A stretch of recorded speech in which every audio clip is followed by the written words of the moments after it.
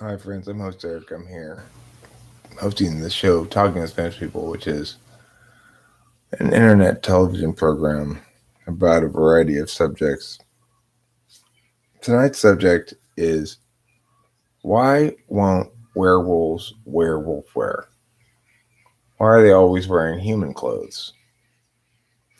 Well, the answer is because they start off as humans before they become wolves, and then they revert to humans after they're being wolves, and they spend the majority of the month as humans.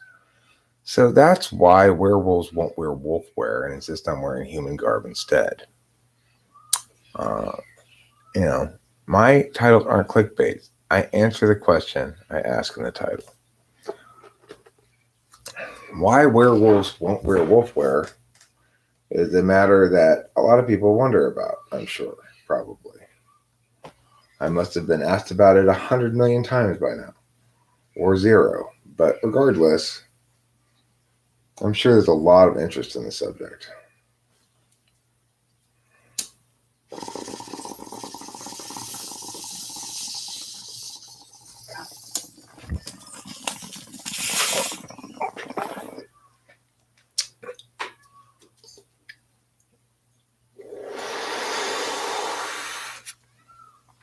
I see the werewolf theme of today's live stream may have scared some people away.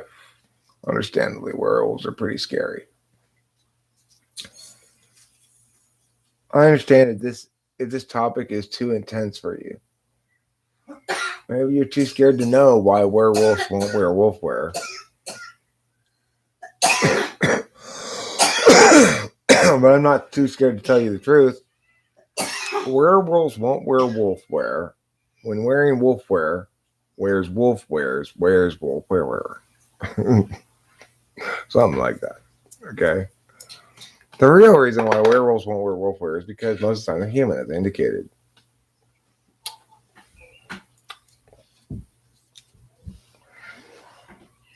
It's the same reason why chipmunks won't chip monks. Chipped monk on toast is a very pious cannibal feast. Where are the werewolves? Well, wherever the werewolves wear, then they're not werewolves, but where there are wolves, rather. Instead, if you're talking about werewolves, then, well, werewolves won't wear wolf wear because werewolves wear human garb when they're not wearing wolf fur, which is most of the time. Why won't vampires dress up as werewolves is the next question. Why won't vampires dress up as werewolves? It's considered racist amongst monsters.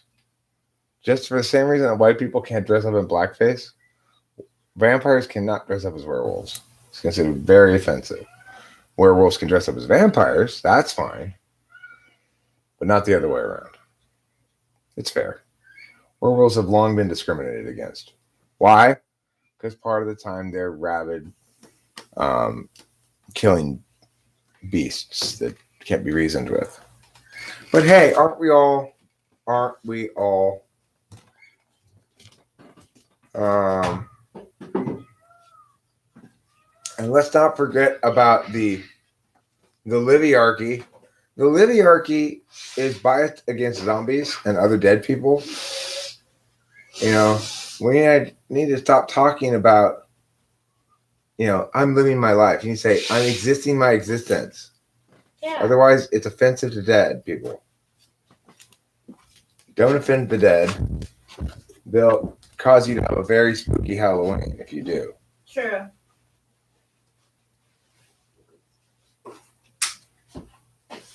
Janie's got a gun, but she wants some gum. Can I trade my gun for some gum? All right, fine, said the gum store. Very well, I'll give you 5 packs of Hubba Bubba, 4 packs of Juicy Fruit. Hey, listen, the non-existent right now are not known as they might be a disenfranchised group, but we can't find them. So we can't prove it yet. Until we can find those non-existent people and ask them, we won't know for sure if they're disenfranchised.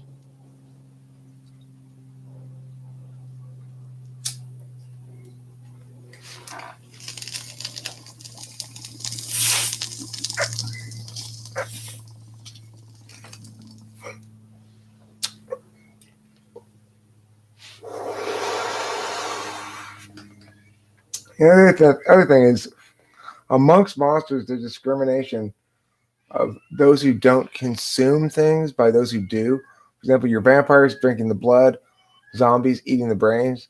They're considered to be, they consider themselves to be pure monsters. Whereas, say, your werewolves who don't have any particular part that they eat, or not necessarily eat it at all, they're considered lesser monsters. Um, Creature from the Black Lagoon, considered a lesser monster because he doesn't eat anything in particular of humans. Whereas, like, Soul Reaper, Eater of Souls, that's considered a high grade monster because he eats souls. Entertainers are monsters too, they consume boredom. Am I consuming your boredom, or am I filling your heart with such joy that the boredom is driven away like shadows before the rays of the sun? Is that what it is, Hermetica? That might be what it is. Would you like me to tell some entertaining jokes? Knock, knock. Who's there? Bob. Bob who? Your friend Bob? Oh, right, Bob. Hi, how's it going? Fine. Can you let me in, please? Oh, right, sorry. I thought we were just playing knock, knock. Damn it, Eric, just because you don't know the non-existent don't exist doesn't mean you can just forget about them when they're impressed too. I should know because my FI tells me so. I know I should. I just don't know where to care about them because I can't find them. Okay? I'm never going to give up on making you agree with me. I'm never going to give up my dream that everybody always agrees with everything I say. This is true. It may be unrealistic. It may be just a pipe fantasy, but God damn it, it's my dream. I dream of a day where everyone goes, hey, we've all gotten tired of losing arguments to Eric. Let's just all agree that he's right about everything and just go with what he says.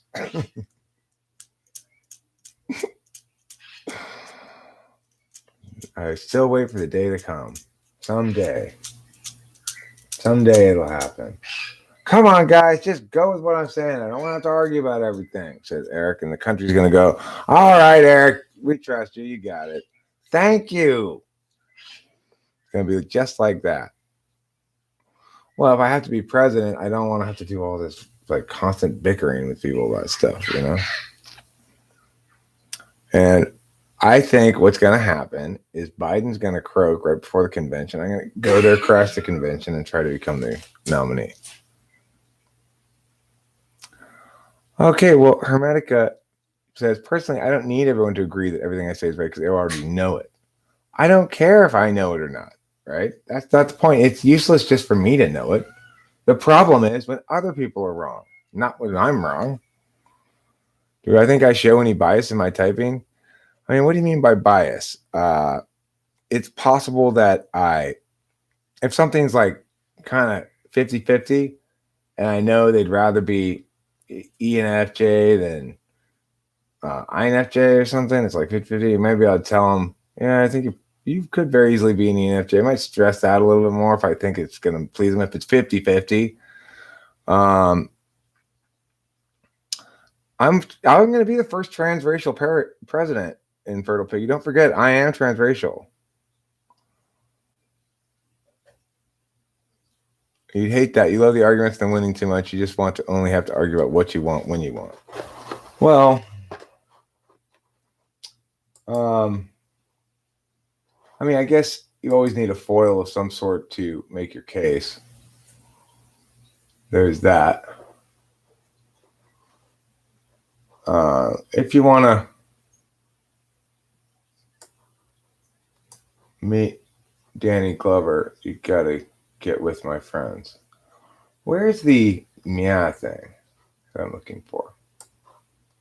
Where's spam? Unwanted? More. Spam. I don't see anything in here that isn't actually spam. I don't see anything in here that isn't actually spam. I think I'll delete it all because it's all actually spam. The spam filter's getting pretty good at recognizing actual spam. Good job, spam filter. Good job indeed. Work and important. Ay, ay, ay. 12 unread emails from 2017? Oh no, I better get to those right now. It says work and important. Oh, goodness gracious.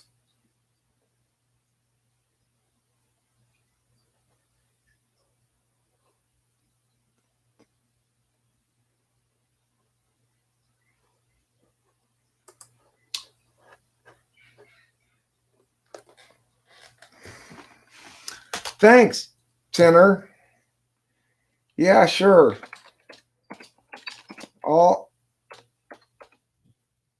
do the chat typing idea with you. What's your schedule like?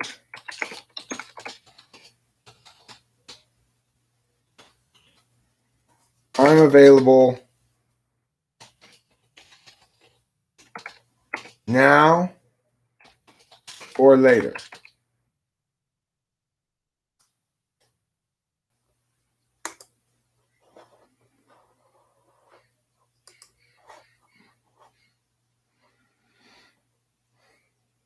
Well, listen, Hermetica, the reason I'm able to organize my emails, go through it all right now, is because Rachel's done the heavy lifting of deleting 900 meaningless emails for me. So Thank you, baby. you're welcome, darling. It makes it easy for me to then go, okay, this is manageable now. It's not. It is, man. It's not a big mountain of shit looming over me. And it's mostly junk mail. So, anywho, what's this one about? Oh yeah, right, werewolves. I forgot. That's what this live stream is about. Werewolves. Whenever it makes me think of Teen Wolf. It just makes me think of Teen Wolf. Teen Wolf, yeah. Yeah, he wears clothes, and even in the werewolf like series, they always talk about him having like a cloak and like a hat and stuff. He just like. You know, Teen Wolf makes me think of SI considerations and the nature of VHS tapes and stuff. Because, as I mentioned to Rachel before, at the beginning, when we first got a VHS player, they had video rental stores, and they didn't have very many movies yet at first. They'd have, from my perspective as a kid, they had like 10 movies that I might possibly want to see. Blue Thunder was one of the ones that I saw a lot, which is a helicopter movie. Teen Wolf was one of the movies that was like one of the early 10. I think maybe Breakfast Club was in there. Like Pretty in Pink was one of the early ones that was in there that I might want to see, you know, and then some Monty Python movies and stuff like that. And then there wasn't much else there. And then new movies, when they come out, would start being on VHS, but they hadn't started putting old movies that much on VHS, you know? So it's not like they went and did a bunch of back catalog on VHS and then started opening rental stores. They started right off with a catalog of new movies that were maybe 6 months old. So there's a big gap of time you had to wait before they came out on video. They wanted to let it run its full theatrical release first. I remember the movie Romancing the Stone with Kurt Russell and what's her name? Goldie Hawn, right. That movie played at the mall for God knows how long. I wonder if the internet has the answer to that. For how long did Romancing the Stone play at the Arcadia Mall movie theater? I'm gonna Google that. For how long did Romancing the Stone show at the Arcadia Mall movie theater?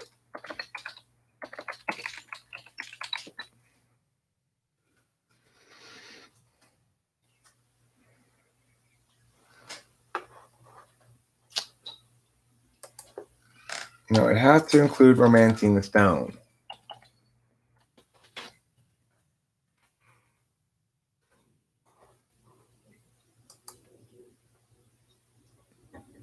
No, that wasn't it.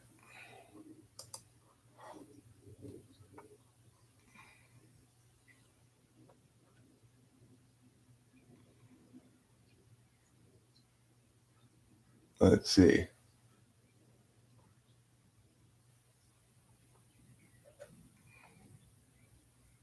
Must include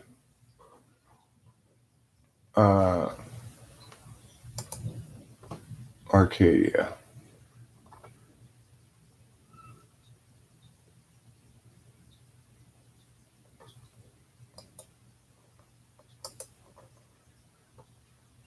Hmm.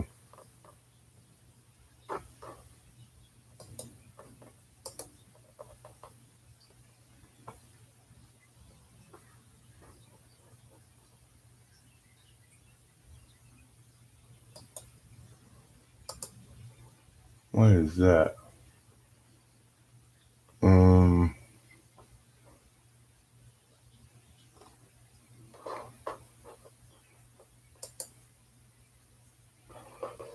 Hmm.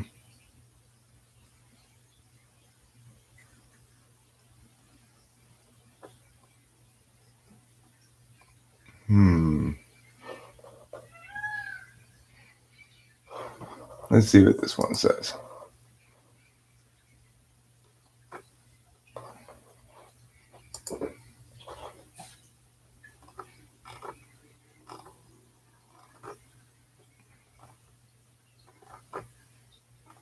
I don't see romancing the stone here, but this isn't what I'm looking for anyway.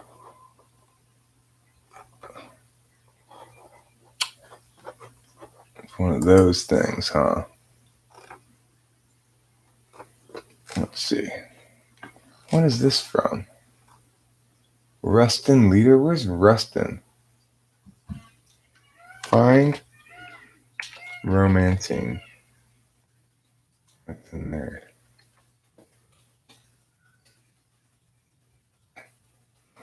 That's not useful at all. The what was that thing called? The old movie theater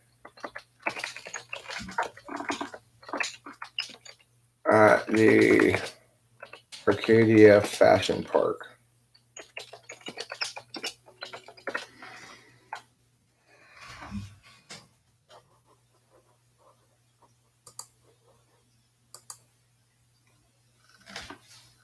Vintage.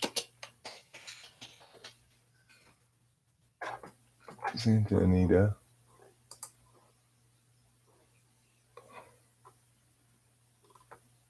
No.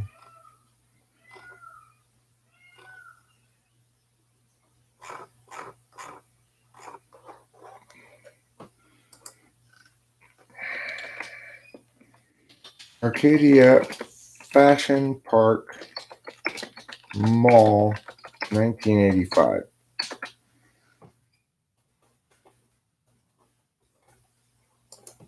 Vintage.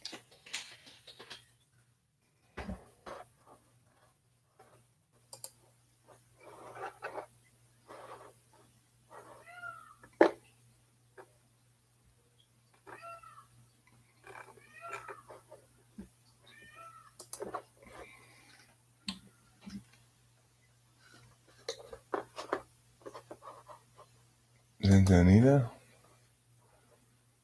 Mm.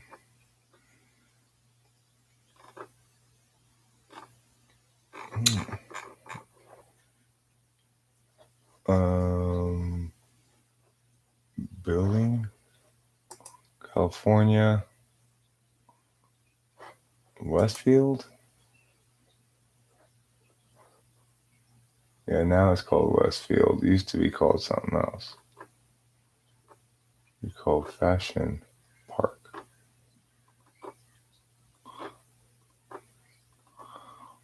I want to see a picture of the Arcadia Mall movie marquee. Arcadia Mall Arcadia, California.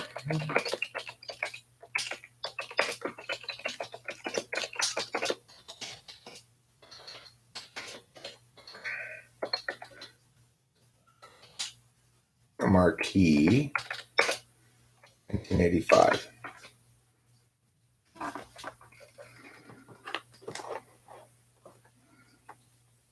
Baldwin Avenue.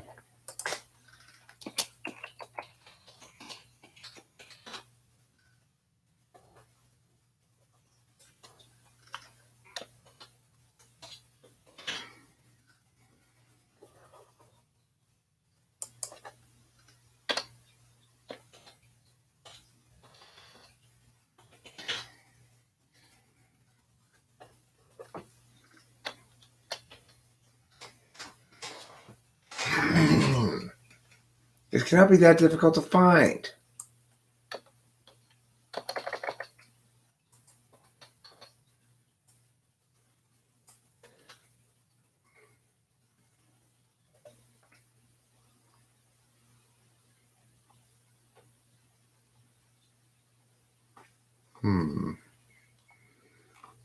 Let me not look at all instead of images.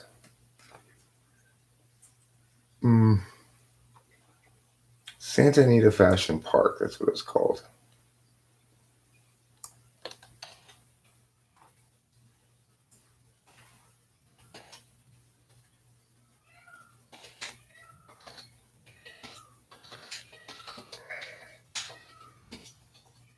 $1985.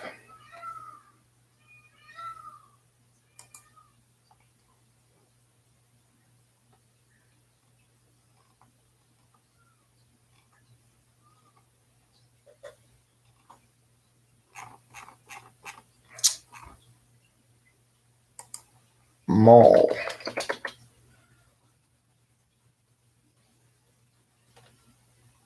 Movie theater.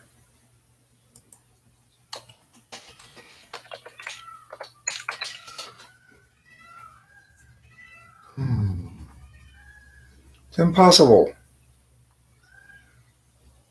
It's impossible to find. I'll have to go to Facebook.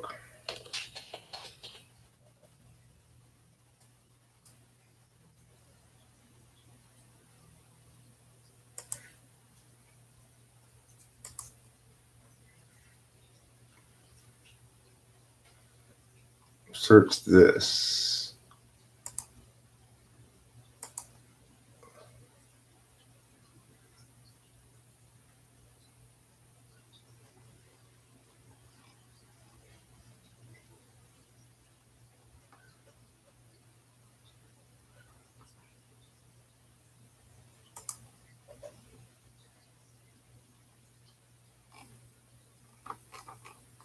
Search.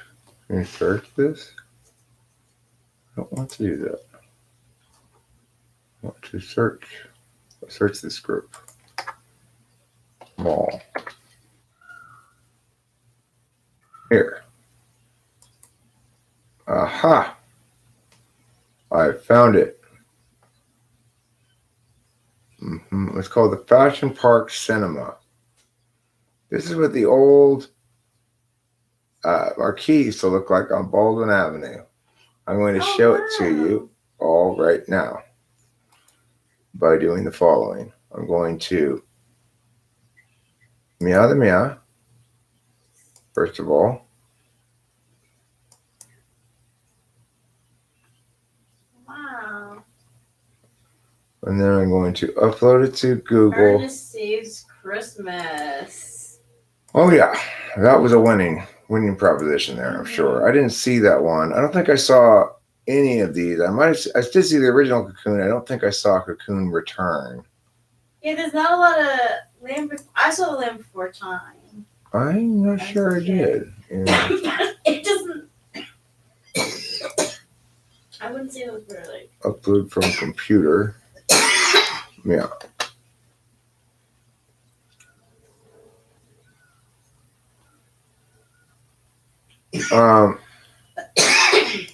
So all my childhood, it seems like, until I don't know when, driving down Baldwin Avenue near my house, I would always see this sign, and it would always be there on Baldwin, updating you as to what movies they were having. Here it is. Here's the link. That's the sign I was looking for. Sorry about my lack of engagement. I just had to find it. I knew I had it in Facebook, but I didn't want to go look in Facebook. I wanted to find it on the internet, and I failed to do so. But as you can see, that sign, they changed these letters here every time they changed a movie. Well, here's the thing. Romancing the Stone stayed there for longer than any other movie had ever stayed there before or after.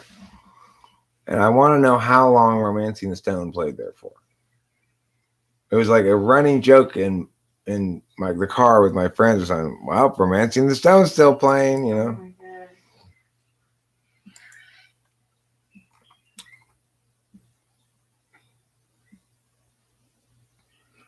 If you really want to impress me, you'll find out how long the movie Romancing the Stone played at the Fashion Park Cinema. That's the answer. That's the question I would love to have answered. That would make me cream my proverbial panties. Would you like to see me cream my proverbial panties? Then you proverbially should find out the answer.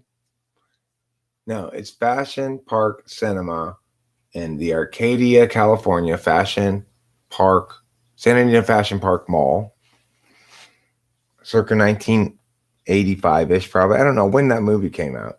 Whenever that movie came out, Romancing the Stone, sometime in the 80s. You know, Rachel was noting the other day that I actually grew up in the 70s, quote unquote. It's true that until for the years before 10 years old, we're in the 70s for me. But I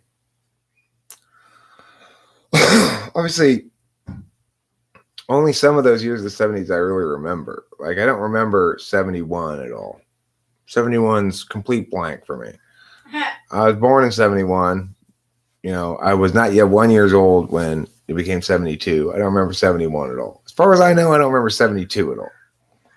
73, I have a memory from, which is that when I was 3 years old, I remember when we moved into this house. And I remember the first day we moved into here.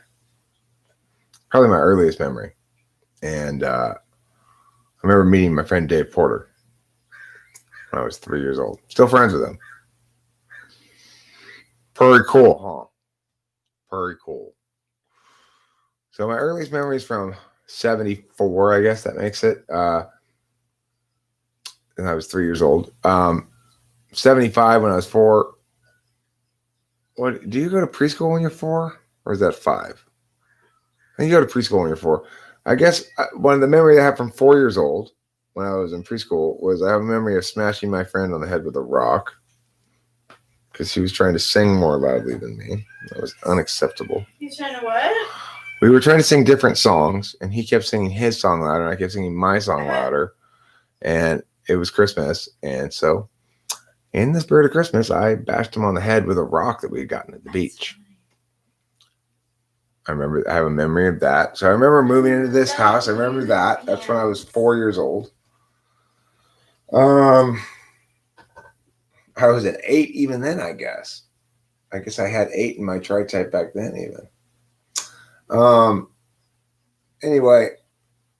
Yeah. I also have a memory from preschool of them walking around and saying, Judy is a very good wrester. Sam is a very good wrester. Franklin? No. Harold is a very good wrester. I'll get back to you, Franklin.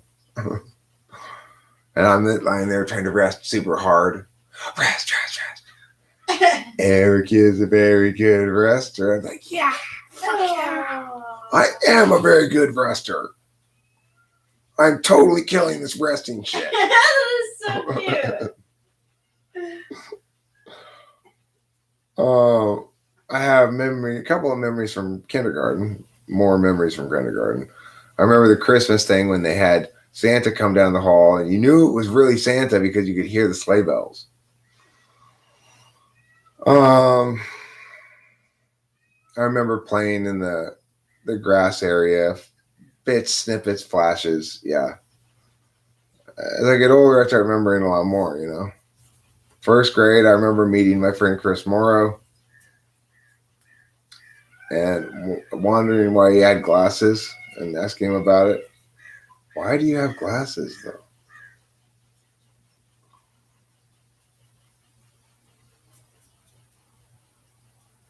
Yeah, trail ends there. Trail ends there. Yeah, little SI story time. Ever since I got bit by that werewolf, I've been inclined to tell more stories. St. Nick is here. Who wants to see some white stuff? I'm going to pass. That sounds a little A-specific. Okay, so what I am going to do right now to kill two birds with one stone, I'm going to make a video on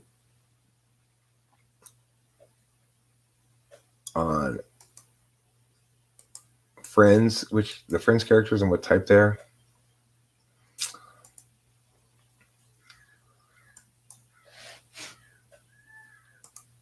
Monica, ESTJ.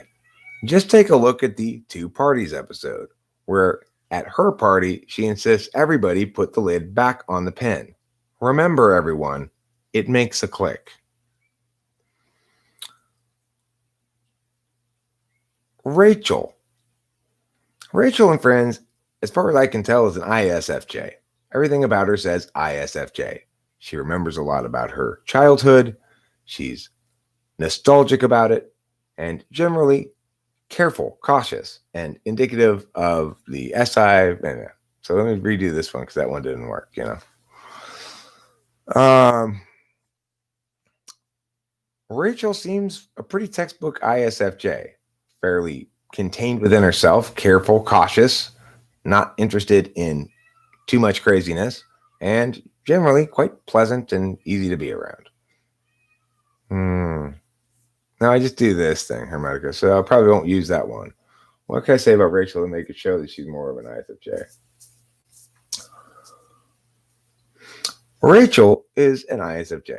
Just look at her recounting of her childhood trips out on the boat with her family for fireworks and how much she cherished that moment of wrapping the blanket around them all and getting cozy underneath it and sharing family time. This is a very ISFJ character. Might do that. Talk about her sex life. What is her sex life like? Rachel's and shit. Like, I don't know. Exactly. I mean, she dates a lot of guys, but she keeps on going back to Ross, who she knows through Monica from her childhood, her teens. Joey is clearly an ESFP. And note that ESFPs have a certain kind of magic. He may not be good with words, but all it takes for Joey is, hey, how you doing? I could do it a little bit better, but it's not a bad start on that one. Not a bad start at all. Chandler, ENTP, always with the quips and the funny jokes, right? Never taking anything really seriously. And when he does, it's usually to help somebody else. Like, hey, are you okay? Obviously an ENTP, and appropriately, not creating mechanical inventions.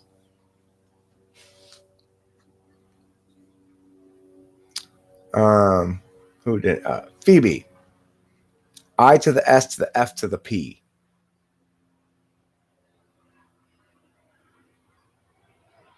Okay, email Anthrax. Joey, ESFP. Now, there's a lot of reasons why we might think he's ESFP. He's dumb, quote unquote. But more importantly, he slays. What does he slay? Well, it rhymes with muss. It rhymes with the muss. How does he slay the moose? It's not with his clever talk and words. After all, he's an ESFP. He doesn't value extroverted intuition very highly. Instead, he uses catchphrases such as "Hey" and "How you doing?" He doesn't need words because he's an ESFP. He exudes animal magnetism. He doesn't need words. He's an ESFP. He exudes animal magnetism. Okay, Phoebe, ISFP. Phoebe is clearly an ISFP. She understands more clearly than the other characters the simple, sort of grounded truth of things. Everybody else gets lost in intuition, but not Phoebe. Phoebe is a massage therapist, and when she plays songs, they aren't very lyrically developed, let's say. Romancing the Stone was listed in newspapers for Santa Anita Fashion Park Cinema from 1984 to 1985. Well, thank you. Still don't know exactly how many weeks it was, but probably over a year, I bet. Okay, now, next. I could maybe do a little redo of Phoebe. I'll go ahead. Next, Ross, the second ISFJ that we are going to talk about here today in this Friends analysis video. He is another ISFJ. You can tell by, again, his cautiousness, his attachment to what's come before, his general infatuation with intuition and intellectualism without actually being very good at it. The guy's an ISFJ. You think ESFJ?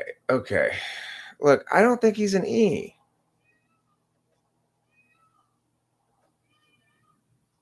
Do you think that he's an E?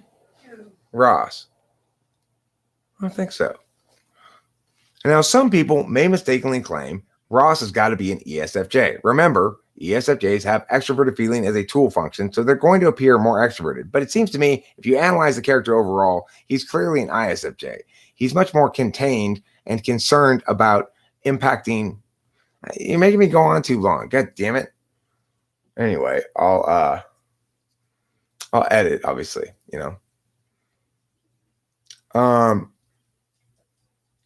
I agree, Angatir Ross is ISFJ. Next character we're going to talk about is Ross and Rachel's. No, Monica. Whose parents are they? No, it's Rachel's parents. Yeah. No. Ross and Monica. No, it's Rachel's parents I want to do. Rachel's parents are the ones who they're at the two parties. Right? I'll Google it. Rachel's parents. No, yeah, that's different. I told you the wrong thing. Is what the problem. You can have them too. I'm talking about these guys, not what's his name? The dark-haired guy. Yeah, okay. Yeah. Okay. So who are these guys?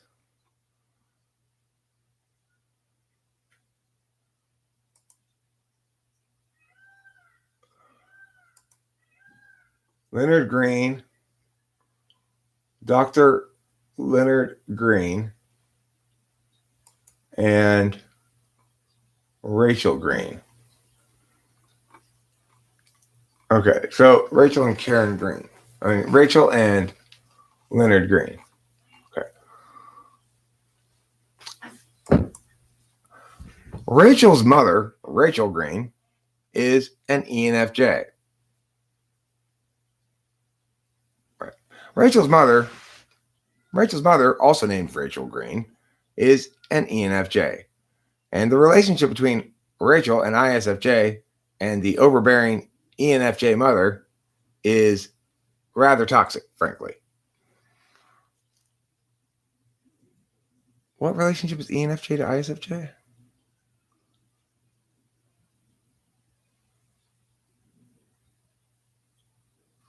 What's the intertype relationship between ISFJ and ENFJ?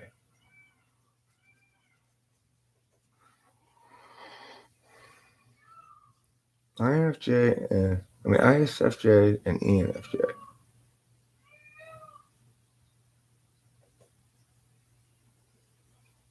ISFJ supervises ENFJ? Interesting. Okay, well that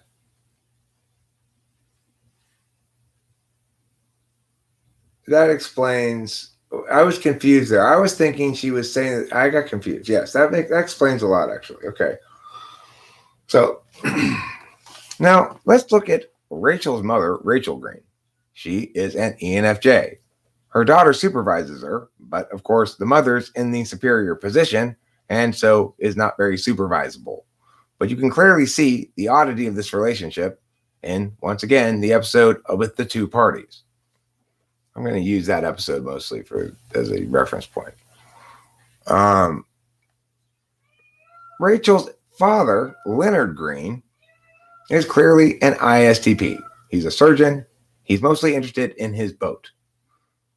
And the divorce is concerning to him primarily because he wants to retain his boat. Dr.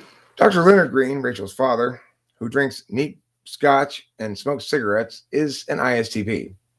He's a surgeon, and he's very concerned about the upkeep he's a surgeon who's very concerned about the upkeep of his boat. And much less concerned about the emotional upkeep of his wife. We're going to do Gunther. Yes? Gunther is the third ISFJ character that we're articulating here today from Friends. Gunther is another ISFJ.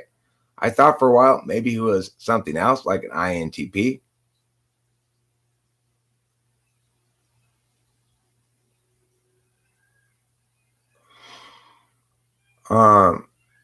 Clearly not FE polar, and clearly TI, not TE. You have to watch the show, I guess. You see the episode. You watch it, you'll see yourself. I mean, you might say he's an ESTP, actually. But I think he's an ISTP because of the way he responds to the divorce about why is she haranguing me? I just want my boat. So Rachel's father, Leonard Green, is an ISTP. He's a surgeon who smokes and drinks scotch, and in the process of the divorce is revealed that he is much more concerned about the upkeep of his boat than the upkeep of the emotional well-being of his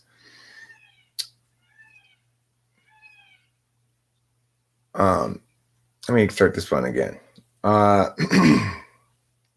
Rachel Green's father, Leonard Green, is a surgeon who drinks scotch neat, smokes cigarettes, and is getting divorced from Rachel's mother. Now, what's revealed in this divorce is that the father is more concerned with the upkeep of the yacht than the emotional well-being of his wife, who, as an ENFJ, needs a whole lot of socializing. That's fine. Good enough. Okay, so now I'm going to stop this audio recording I was doing there.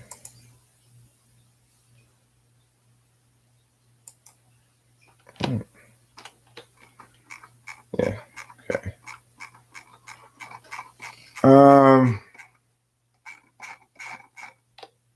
What's the mom's name? It's also Rachel. Her mom's name is also Rachel? Rachel Karen Green. Okay, so Leonard. ISTJ is SITE. SITEFINE. SITEFINE.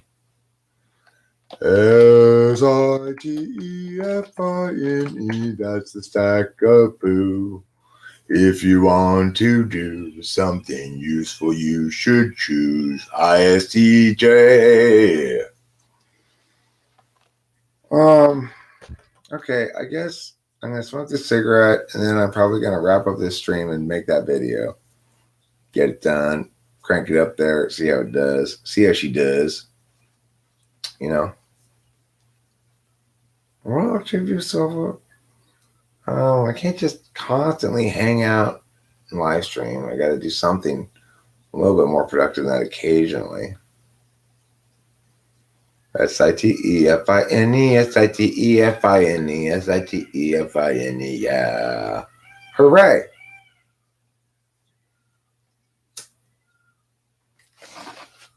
If it ain't broken, don't fix it. It's a good ISTJ motto or saying. A good ESTJ saying is got to get the right tool for the right job. What you need is the right tool for the right job, boy, says the ESTJ. Hey, listen, if it's not broke, don't fix it, says the ISTJ.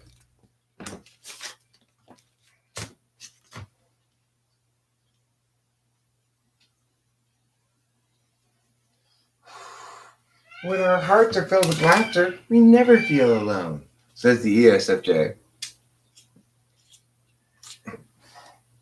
Do you want to play Sane? Let's see. We could do Sane. It's a good game.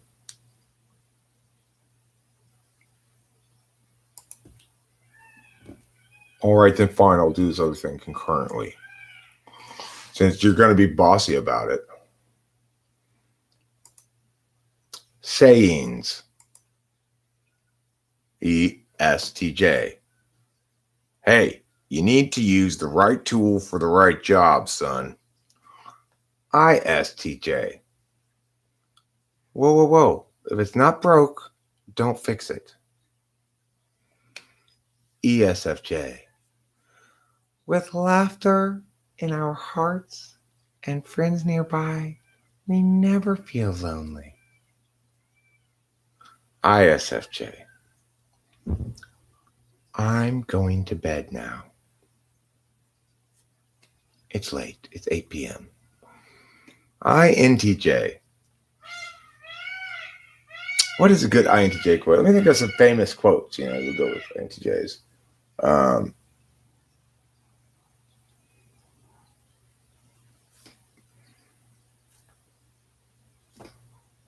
INTJ. That which doesn't kill me makes me stronger. That's a very INTJ quote.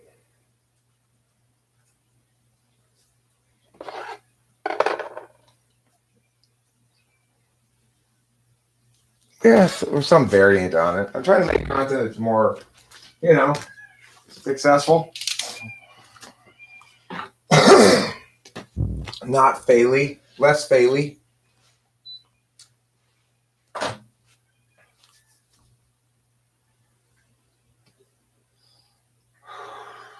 That's true, Octavia Silva. Okay. ISFP.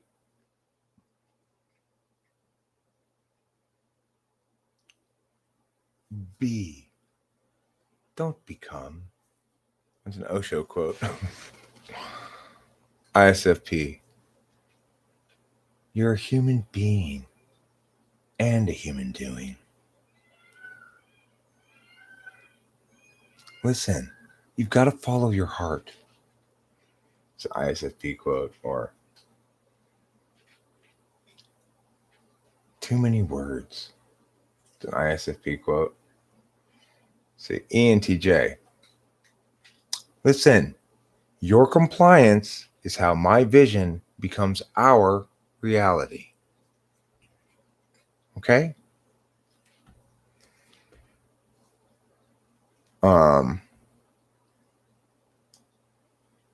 ENTP. No, you're wrong. No, wrong, sir. How ENTPs talk, jerk.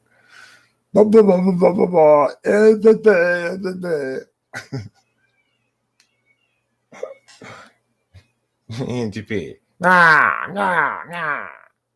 I'll do ENTP last. I don't know. INTP. Actually, there's also the Barbary War and the American War for Independence. That's two good wars you didn't mention. I think they're at least, if you're going to claim World War II is moral, then the Barbary Coast Wars against the pirates would certainly qualify as equally moral. Okay, so you missed a couple. Thanks, INTP. Appreciate that. ISTP. Tell me something about yourself. I like to play Overwatch. Oh, why do you like to play it? It's a good strategy game. Oh, what's satisfying about that? I like to figure out the strategy. Obviously. Oh, I see. So, like conversation much? Sure. Okay, I'll let you get back to your game.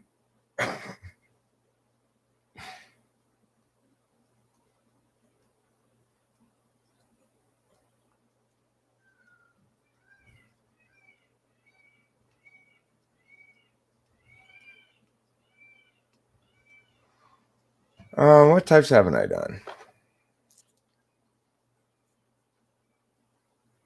ESFP?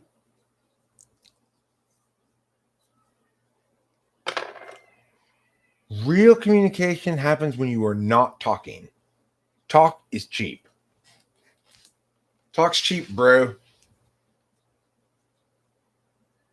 Talk is cheap. There is more to the world than your words, okay? Your words don't matter.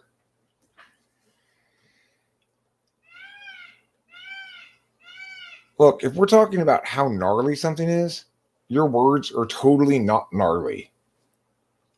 None of your words are named Brody. ESTP.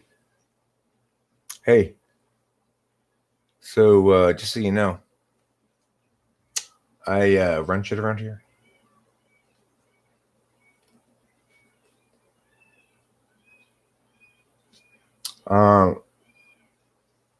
ENFP.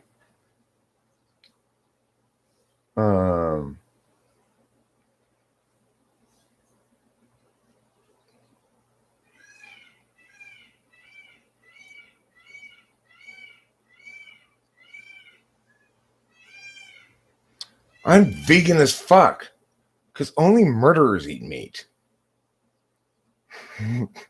That's ENFP. INFP.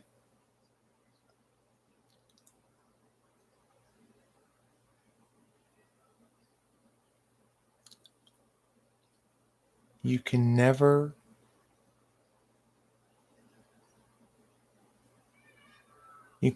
spend enough time knowing how you might feel later. You can never spend enough time speculating about how actions you might take might later make you feel.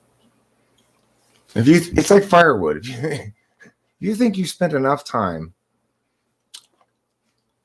introspection about how one might feel about actions one might take is like firewood.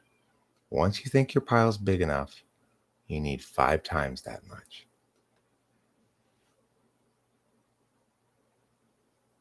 ENFJ. Well, I mean, the obvious quote is, "It is so good to see you all here today, because I know what's holding me back is the same thing that's holding us all back.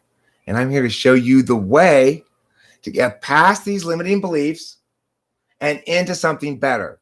What we're going to do today is we're going to learn how to let our pasts go. Just sever from everything that's happened before now. Just eliminate it from your memory. It's gone. If you're remembering things, that means those must have been traumatic experiences. And you need to wash them away like they never even happened. There. Now you're free. Like me. ENFJ.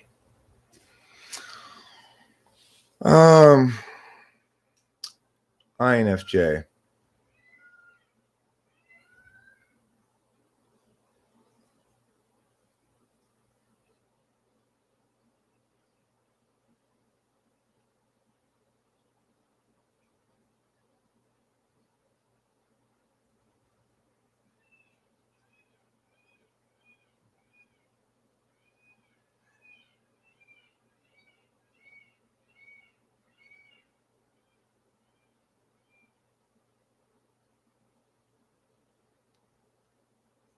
INFJ.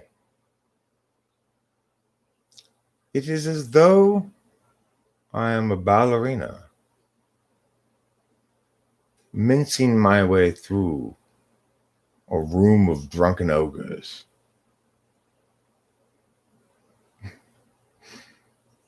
Oh, what is life? Or INFJ. To be perfectly honest, I don't really like people. That's a good INFJ quote. What is it? Well, to be perfectly honest, I don't really like people. Who says that? INFJs. Yeah. Or INFJ quote, like inside their head. Oh, dear God. It's actually taking me effort not to reveal that I'm thinking, oh, dear God, because this is so awful. Yeah. What have I done? Oh my God, what have I gotten myself into? I wonder when he said that to her, if he knew that lefting out point B was going to cause her to become offended potentially by the lack of inclusion of it, causing her to intuit that maybe he thought that was a negative about her. I wonder if he realized when he said it that that was going to be her response to it. That's like an INFJ line of thinking, you know. Um,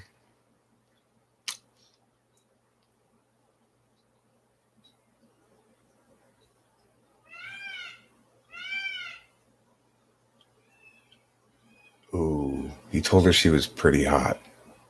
It doesn't even seem like he's aware that he insulted her. Doesn't even seem like she's aware. Wow. INFJ inner monologue. Effie is cold and impersonal, but in a really warm and personal way. You get what I'm saying, Hermetica? You and me, we're close, we're tight, we're personal and warm. I like to fondle. You like to jostle and jiggle. I like to waggle and wiggle. Together, we make all kinds of very, very social motions. I want to say I appreciate your being here so much, Hermetica. It's just like, I can't be cold to you, buddy. You're special. You're my special friend. You like that, Effie? It's not fake. It's real.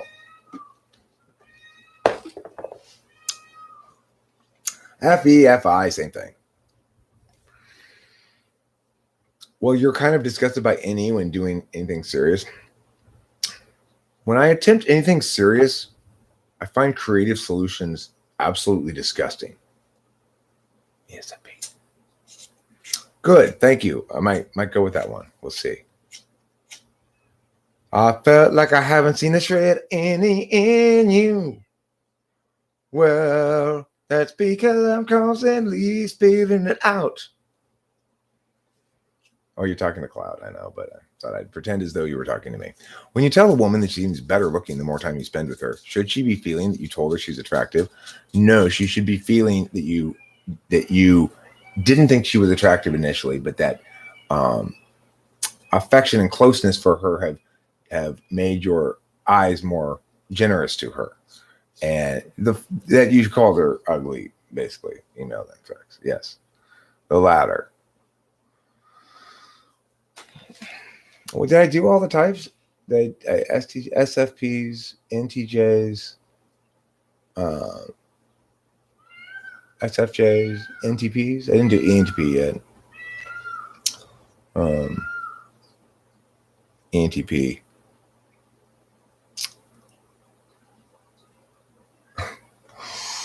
I don't know what to say for ENTP. This is the only one I can't do, it seems like. I didn't really do ENTP. It's like I feel silly doing ENTP because it's so banal or easy to. Yeah, I don't know. Let me think about it. ENTP.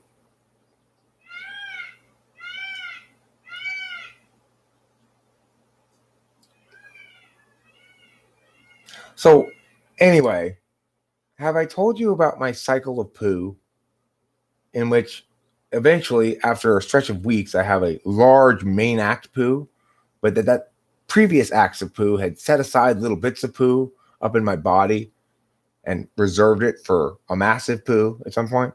If I mentioned to you my poo cycles, I'd like to explain it further if you're interested. Could be an EHP one. EHP. I'm not pissed off. I'm not. It doesn't matter what my tone is. That's great. It's great, Octavio. It's a great idea. Let me try to do it again where I don't peek it out the audio so much. I am not pissed off. I'm not. It doesn't matter what my tone is. Like that. That's perfect. Good job, Octavio. I'm gonna redo ENFP as well because I want to take out the curse word and have them just say. Of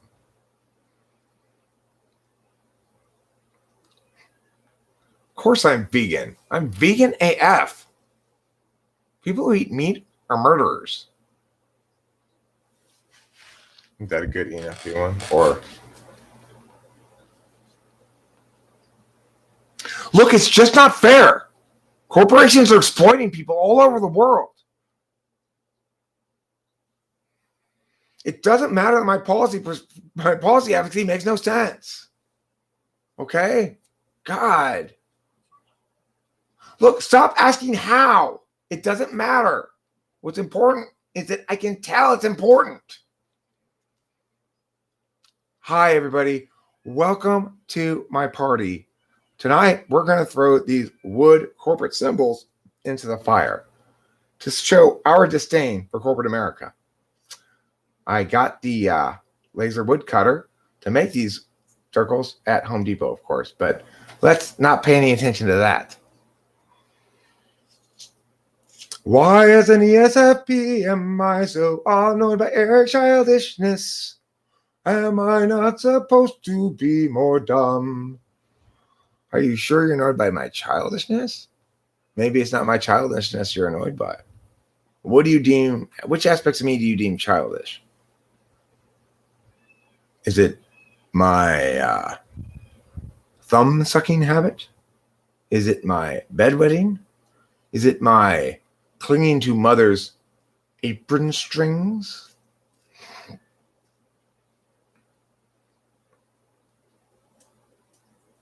Cloud. It's childishness. What's childishness, though? I mean, surely not everything I do is childish, right? But Cloud, listen, I'm asking you a specific question. I ask you to be specific. Not everything I do or say is childish, right? So which of the things that I do or say are childish? Give me some kind of breakdown here. Taxonomy my childishness for me.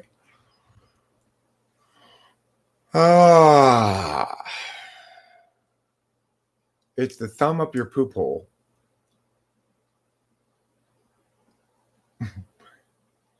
when you thought you've already gone, it's the thumb up your poop hole when you don't really want one. And isn't it ironic?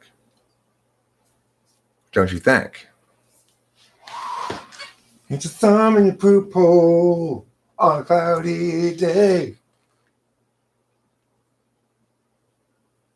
Yeah, Angus here says there's nothing wrong with being a man-child. Cloud, meanie. Is Cloud being a meanie? No, he's just being. Cloud's become enamored with this dimensionality notion without any actual understanding of it meaning anything, which is why he's enamored of it, because it doesn't have any specific meaning, so you can just sort of throw it around as a general accusation. Overall, your thoughts aren't very deep. They're pretty 3D. Well, my thoughts are not even three-dimensional, Cloud. Most of them probably are one-dimensional. How many dimensions does a thought have? I'm curious. The most you get out of dimensionality is 40 when you try to create little TI frames. Oh, little TI framers. I see. Okay. And what would it be like if I were to attain the magical and important state of 5D, Cloud? If I could get 5D like you, what would it be like? How would my words differ from what they do now? From the way they are now?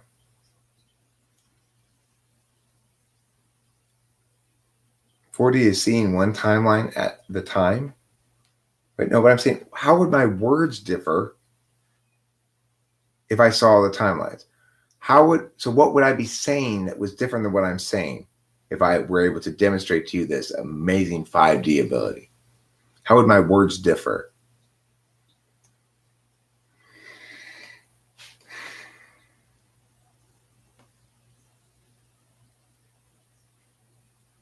Okay, but I'm talking on a live stream, Cloud. So given that I'm talking on a live stream and you're evaluating my words and determining from my words that I'm 3D, then what would it look like? These same words look like if I were 4 or 5 or 6D. You see, because you're evaluating words to determine my dimensionality. So to say that I wouldn't think in words, well, remember, you're not evaluating my thoughts, you're evaluating what I'm saying out loud.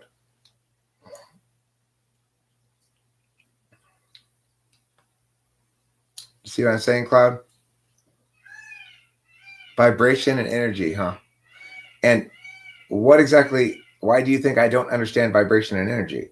I play the guitar by vibrating strings. I put gasoline in my car to convert energy into forward momentum. Why would you think I don't understand vibration and energy? Oh, some spiritual teachers have evolved so far they no longer defecate. Well, good news, everybody. I still poop. And additionally, you should all understand that I don't claim to be a spiritual luminary. I don't understand human psyche beyond cognitive function logic gates. Hey. Cloud, what do you think a logic gate is? I'm constantly surprised by unexpected behavior. I mean, you do surprise me with things like that, right? You like to say things that are patently untrue about me, but I didn't expect that one. I like it.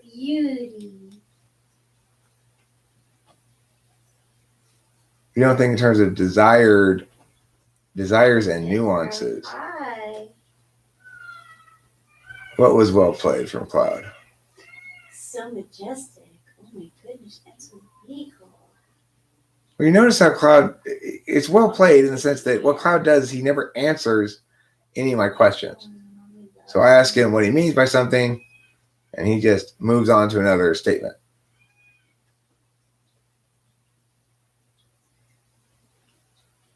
If I ask him what he thinks he means by logic gates, he doesn't know what he means, so he ignores the question.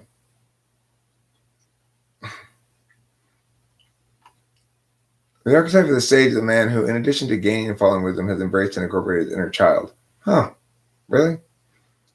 Well, I do like to call myself the eternal man-child. I guess that means I've got sage jutsus available now. I can turn partially into a frog. I can throw my Rasengan shuriken instead of just having to run up to people with it. You too? Me too. I'm asking. I don't know. Have you both gained wisdom and incorporated your inner child? Yes. Okay, then you too get to be sage. Congratulations. If I talked with simple words, I would stoop lower and insult intellect. Why do I want you to talk with simpler words? I want you to explain what you mean. You don't want your words to mean things. You want me to agree with you for intuition reasons, except my intuition tells me, boy, is Cloud full of shit. That's what my intuition tells me. So I'm asking you to define things so I can explain why my intuition is correct, or maybe decide that it's not. But you just keep reinforcing the fact that what my intuition tells me, which is pretty definitive on this one. Boy, is Cloud full of shit. He ain't talking about nothing. He didn't know what the fuck he's talking about.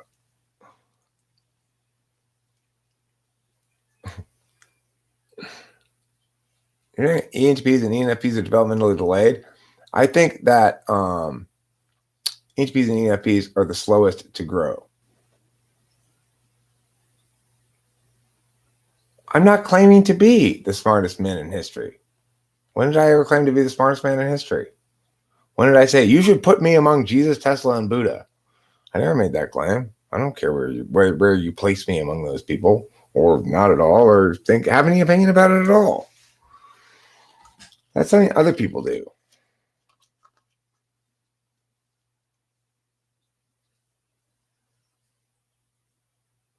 Okay, but so why do you think those people necessarily have had access to a kind of special wisdom that nobody else had access to?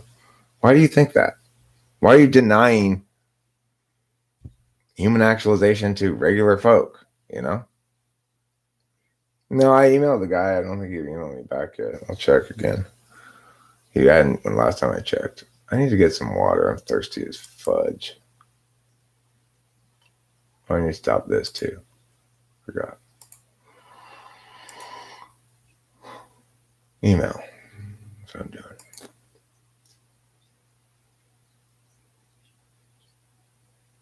No reply yet.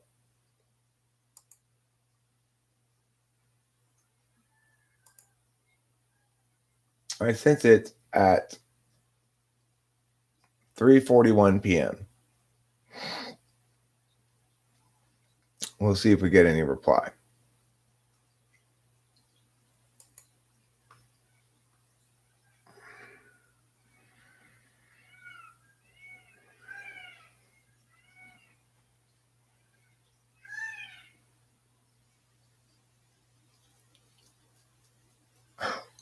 Okay, well, if you want to define intelligence as not using words to communicate, then you go ahead and do that. And you're going to draw what conclusions you're going to draw from it accordingly.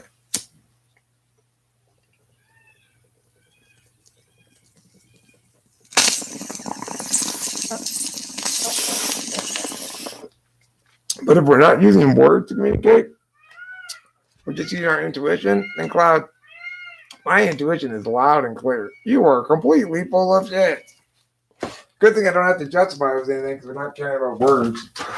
I just get to point it out and it's true.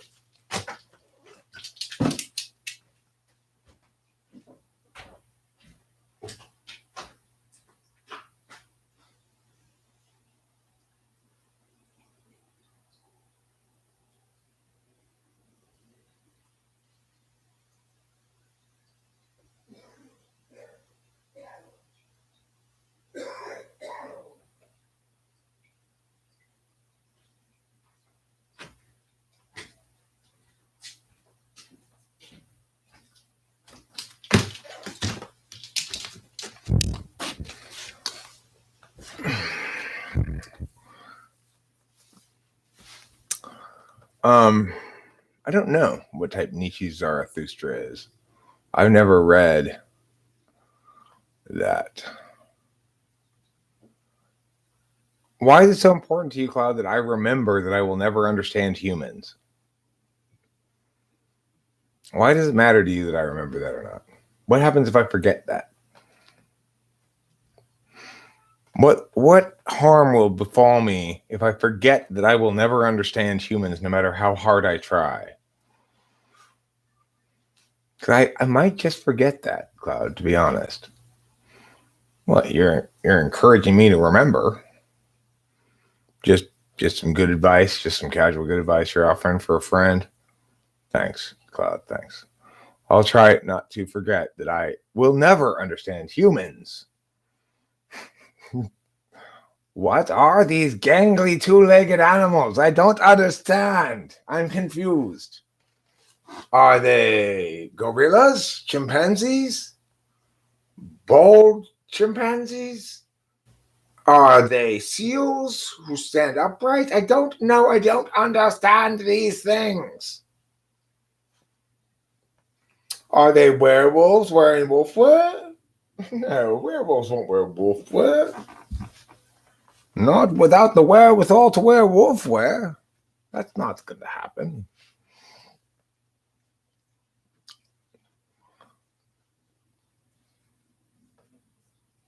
Look, Nietzsche's an INTJ. It's it's not going to make good TI sense. I wouldn't look for it to make good TI sense.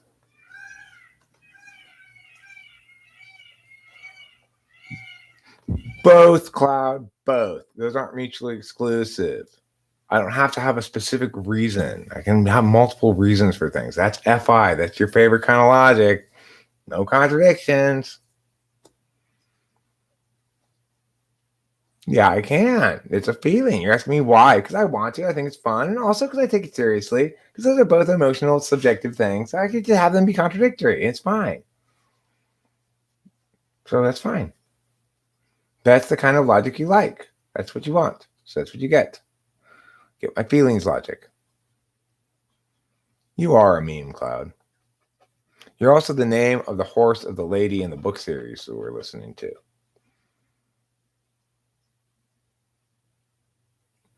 Why can't I have both, Cloud? I want both. I need both. My feelings say I can have both. Okay, cool. I'll have both then. Cool. Thanks, Cloud. Now we're on Thanks, to Cloud. now Wow, am I the thinking rainbows better? are out. Yeah. Cloud, am I doing it now? Am I thinking Is that well emotions? finally? I'm finally fifth dimension. I have 5D now. I'm 5D, right, Cloud?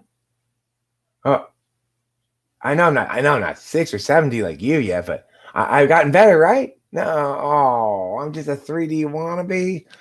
Cloud, come on. How can I be 5 or 6D like you? Please show me the way. Do I need to meditate? Do I need to try to have sex for 8 hours straight? AKA the dumbest idea in the history of mankind? It pains you when I call myself the best, typologist? I am. I'm not 70 years old. I'm not even 50. God, you say nothing true. You just say complete, it's just coming out of your mouth. Just garbage. Just pure spew of garbage. Oh, Klaus trying to be provocative again. Saying a bunch of garbage. He really hates me. It's like he resents me a lot. He wants to be afforded a kind of philosophical legitimacy that he perceives I have, and he hates me for it. Yeah, that's really the gist of it. I don't mean to be quite so direct usually about it, but that's the gist of it. Sorry, dude. That's how it is. Don't go FI transition. It worries you. Do you use many diagrams? I use some diagrams. Sure. I draw some pictures, diagrams, some shit. Your ninth dimension, David White? Oh my God. Cloud, how can I get to the ninth dimension? You just feel deep wrongness here? Which I'm trying to figure out. Is that why you keep coming back here? To figure out the deep wrongness? Well, perhaps, Cloud, just as I will never understand humans no matter how hard I try, maybe, just maybe, you won't ever understand the deep wrongness no matter how hard you try. Thought about that? Okay, maybe the deep wrongness is something called logic. Oh, you will, huh? Okay. You do that, Cloud. When you get lost between the moon and New York City, something has to pee. It could be your cat. She has to pee. When Eric goes FI transition, when Eric goes FI transition, and pumpation.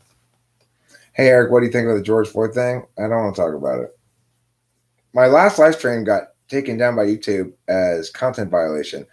I think it was reported by Countess in a fit of pique that she was mad because I yelled at her. Now, granted, I did say some mean things to her, like, called her Brit for Shanes, and I called her a foopid, stucking a foopid mucking store on, for example, things like that. So, I didn't get a strike though. They just removed the video. They say it's a like community problem thing.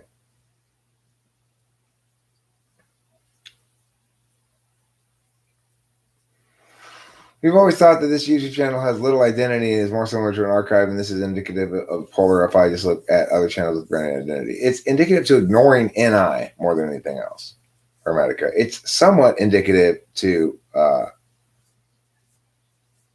I mean, I don't know for sure. I have no way of knowing. I'm gonna ask her when I see her if it was her. If she denies it, I'll believe her. I'm saying I suspect her right now. But I have no proof of it, no way of knowing for sure. I'm going to ask her. I'm going to assume she's not. I'm assuming she's going to tell me the truth. If she did it in a fit of pique, okay, we make mistakes, but she needs to not do that. If she didn't have anything to do with it, she didn't have anything to do with it, and I will apologize for being suspicious of her. But I don't know. I always eat meat.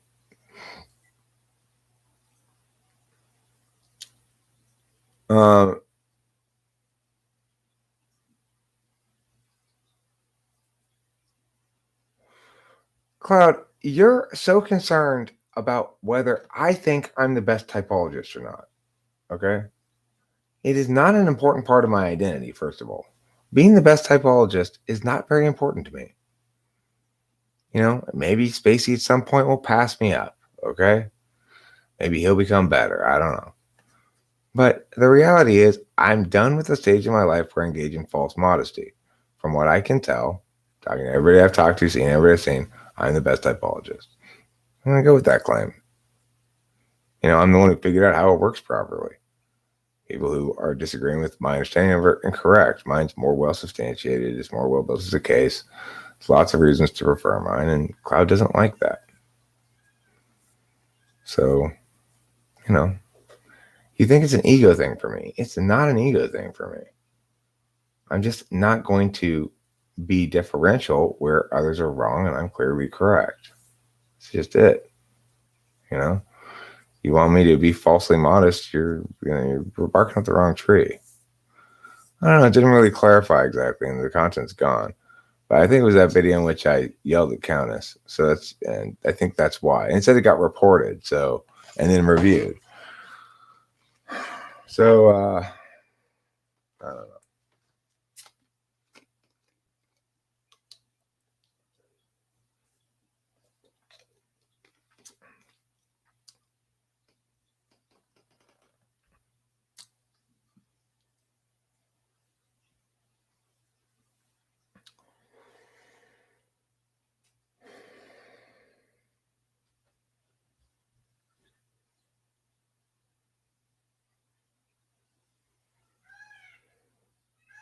I mean, I wouldn't really call him my business partner.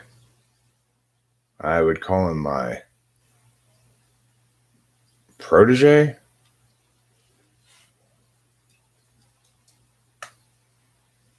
I do pay him money sometimes. I pay him some money when he helps me with those things. But definitely not my business partner.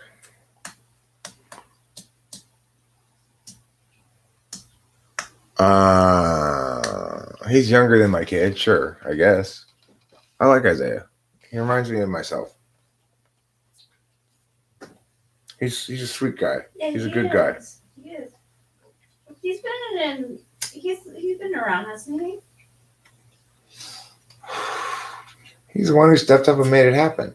Said, "Hey, Spacey's gone. I want that job."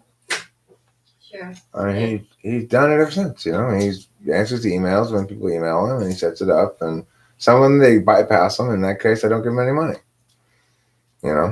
If he does set it up and he's there the whole thing, I'll give him like $20 per thing out of $100 or something. It's not like he's making a good money on it. It's just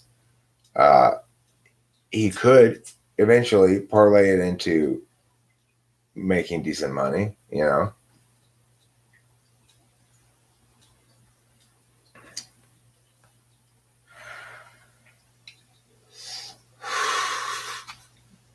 I mean, I only get $80 out of it then, and That's a nice breeze. you know, um, I give him 20%. You know, the thing is, it's not intended to be. It's intended to be a gesture mostly of compensation rather than actual compensation. I note that I don't really need his help, but I like having somebody sort of under my wing, I guess, or I don't mind it. He asked. I said, sure. And this is FI Polar you're looking at. Why is it like this? I don't know. It seemed to make him happy. FE third slot, nobody else was asking to do that. That sort of made me happy that somebody was asking. Um, and I include him when I want to and exclude when I want to, and it's fine. And he's cool. And, he's an EHP, so I feel like we get each other. We're both FI Polar. He sent me this ridiculous, ridiculous text this morning. Oh my God, you should read it, Rachel. Got it. Yeah, I do. You want to read it? Google Floors installed. Why are you so reclusive about where you work? Are you not allowed to say? You asked me where I work. I don't work anywhere. I work and I don't work really. I have a debate. I'm a debate coach. I have a job where since COVID, I've been working. I worked with the kids today remotely in video conference room. I taught them grammar today. I had 2 hours with the kids today. But the mom had to call me and talk me into 1 day a week. I was saying, I don't want to work this summer. I don't want your teach your kids 3 days a week. So she's like, please do 1 day a week. So I'm like, okay, I'll do 2 hours a week. I can't really fucking complain about that much, Yeah, I used to have a real job. Where I had to go to a place to work all the time. The thing is, being a debate coach, when it's during the season, the time-consuming parts of the work occur at tournaments. So, like when the kid competes on say a 3-day tournament, some tournaments are Friday, Saturday, Sunday for like the big name ones. Then I'm there for that whole time. So it's like I'm on duty three days straight. So there's that aspect to it, but these days I'm integrating into the family, back into my very small immediate family, because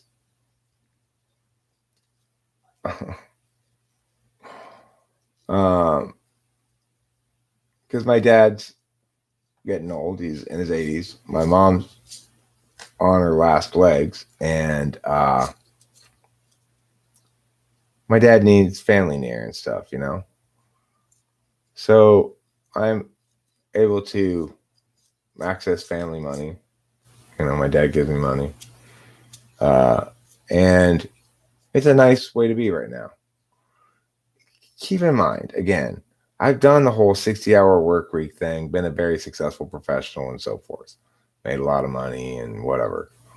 I was the director of probably the most successful, I would say definitely for a stretch of a few years there, the #1 middle school speech and debate program in the country. We went to nationals and fucking killed it over and over again.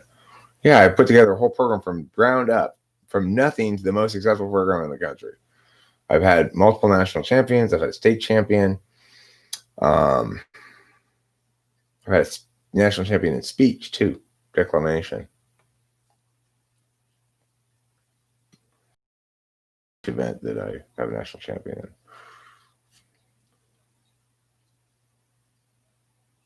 Are you living by the definition of those who can't teach? No, I mean, those who can do more than teach, coach. Coaching is the most real profession. Why? Well, because if you're being successful at your profession, your kids are winning. And if you're being unsuccessful, your kids are losing. So there aren't very many good coaches out there. I can consistently win. I took this kid that I'm currently working with from where he was with his old team, was going 0-6, and he's won multiple tournaments under me now. He's gotten more than one first place. Yes, or maybe it was a second place in the first place.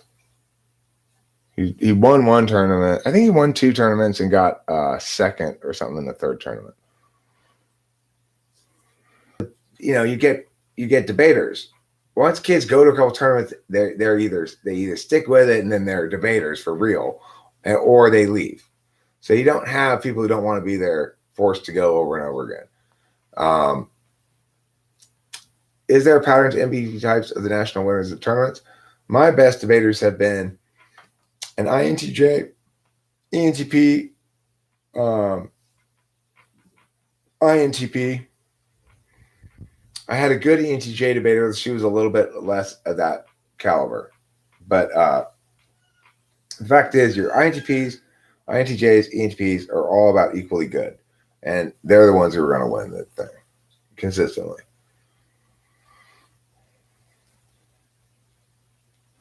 I'm surprised, frankly, at how good of a coach I am. I was surprised at the beginning right away. I was surprised that I was winning. I assumed it was a fluke. I assumed it was an accident. And then I got better and started competing against harder competition too. And I still won. And I got better and started competing in harder competition. And I still won. And my kids have won consistently my whole career. The only explanation for it is I'm just a better debate coach than those other people. A lot of times my kids will win by having a superior case or argument, but not always. Sometimes some topics aren't conducive to being clever. Which of those types has to do the most prep work? INTJ learns differently than INTP and ENTP. With INTJ, they learn like, okay, INTJ, here's the argument, blah, blah, blah, blah, blah, blah, blah. And the INTJ just look at you silently. You go, you want me to repeat it again? And you repeat it, blah, blah, blah. They look at you silently. You want me to repeat it again? Yeah. You say it again. Then they repeat it back to you exactly as it was. And they've got it in their head now as an NI thing. And they can use it and generalize with it. INTPs and ENTPs do it the opposite way. You tell them nuclear weapons. Okay, so the basic gist of this argument is that that nuclear torpedoes don't count as weapons because they might be used by submarines to plug up volcanoes from under the sea. Okay, so that's the argument. The ENTP or INTJ will go, all right, I got the gist of it. Well, what is it? It's that they're not weapons because they're useful for something else. Right, well, what is that other thing? Plugging up volcanoes. So make the argument for me. Okay, so look, torpedoes can't be nuclear weapons because nuclear weapons are only those things that are used for violence and for. Don't say that, ENTP or INTP. There's no point in getting into that part. Just say what I say. This is coaching ENTPs or INTPs, right? So I'm coaching ENTPs and INTPs. They want to keep changing what it is I'm saying. And I have to coach them to say the right thing. With INTJs, they don't like this whole, well, just give me the gist of it. They want to know exactly what to say. It's a different kind of learning, but they're all very good. ENTPs are the hardest to coach. INTPs are also hard to coach. INTPs are hard to coach because they think they know better than you. And they'll run their own shit that they think they should do it, the way they think they should do it, even if you tell them not to do it that way. And you say, listen to me. They'll still do it their way, which is, what is their way? INTPs they're too influenced by their SI. So if they lost last time with something, they'll want to include an extra spike to make sure that thing doesn't come up again or something. Even if it was a really unusual argument, they want to sort of prep out everything, and they end up being too spread out on their own flow. They go, well, I'm going to spike this, going to spike this, going to make this argument, this argument, this argument, this argument, this argument, make sure I cover everything that I could possibly lose on and prevent myself from losing. It's a loss prevention approach, right? ENTPs, like my current debater, he's frustrating because you really see the NI ignoring, and it's super frustrating. It's like, I told him before the last round that he lost in the last tournament against Harvard Wesley, he lost it to, that listen, you're gonna run this argument in response to what I expected to be their case. Okay, I expected them to run a regular AF case, and I had prepared a special argument for it that basically double bound them. I'd have to look it up. I don't remember what it is exactly, but it was a pretty slick argument. While Harvard Westlake was more slick than me, they came in and had their debater run a neg counterplan as a non-topical AF.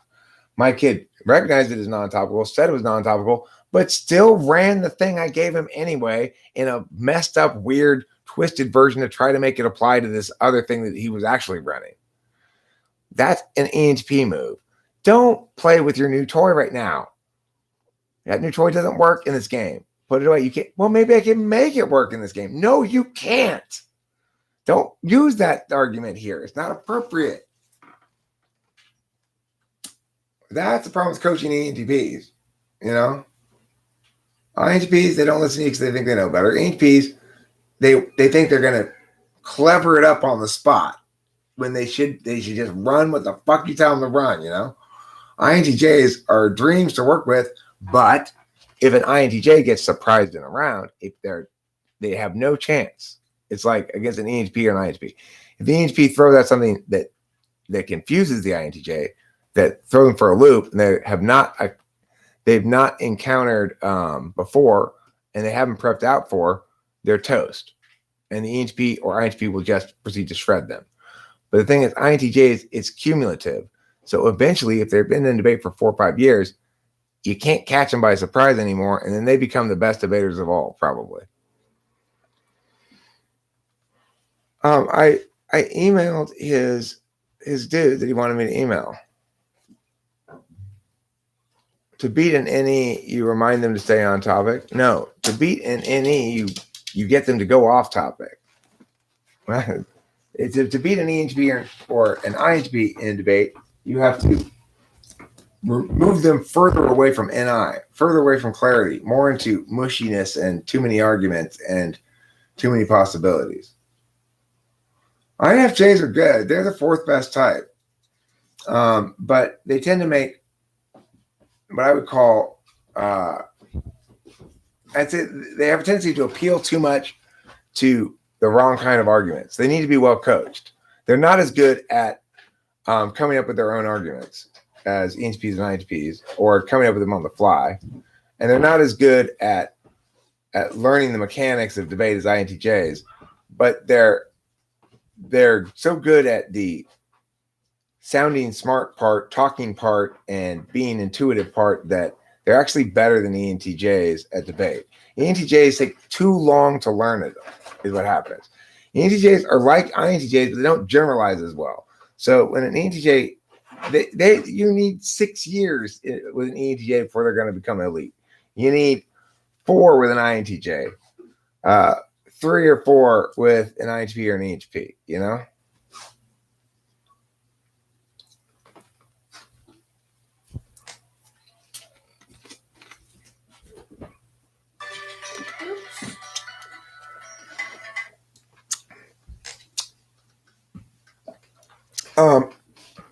So, and well, I'm going to go for at least 20 more minutes here, I guess. But then I will, at 2 hours, I guess I'll end this and try to put up those videos that I was making while we were making do this whatever too. you want. I just wanted to get it done.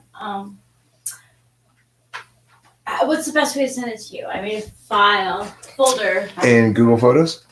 How do I send it to you in Google? You just share it with me. Share it with my email address. Okay.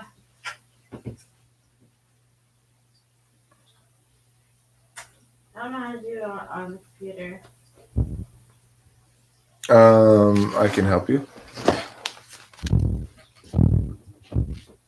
Go to your Google Photos. Rachel forgot her password again. What a shocking reality. I want to change it, but it's the same as my other password, so I'll always forget it. I want to change it. Okay, I'm in my thing.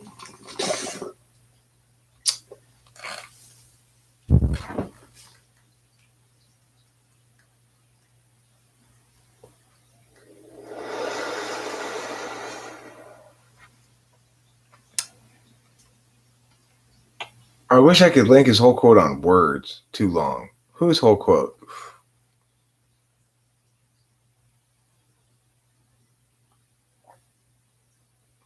Oh, so I see.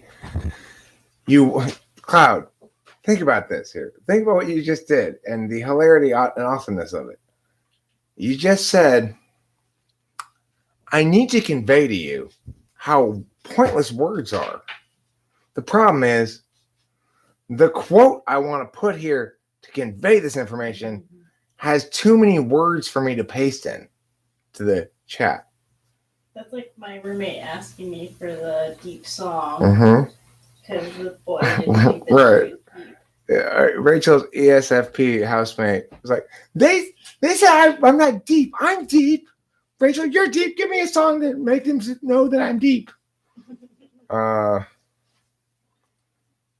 No, that's not gonna work. But no, her password's fine. She's just she was saying she wants to change. It's fine. Everything's No, fine. my password's fine. Yeah. Another thing, ENTJ is that sometimes I get the feeling they argue or debate in order to win rather than to reach a conclusion. They're sometimes not charitable. Well, most people argue or debate to win and not reach a conclusion.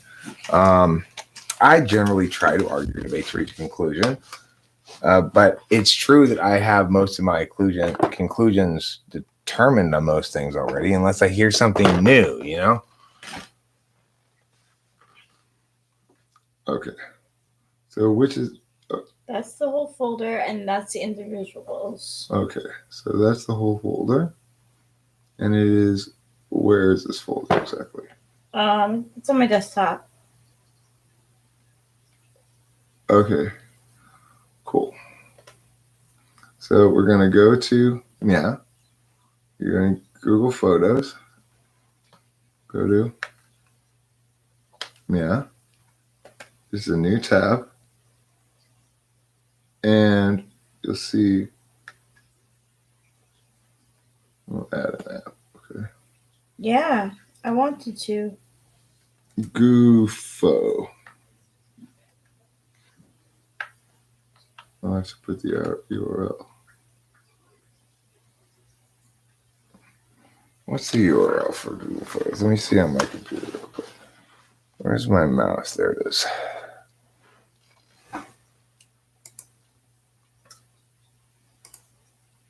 Photos.google.com.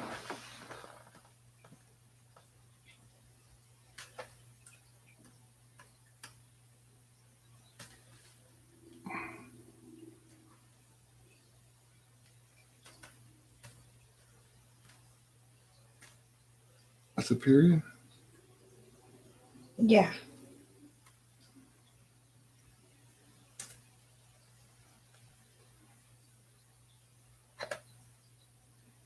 Okay, so now anytime you want to go to Google Photos, just open a new tab and it'll be there in your shortcuts, okay? Cool.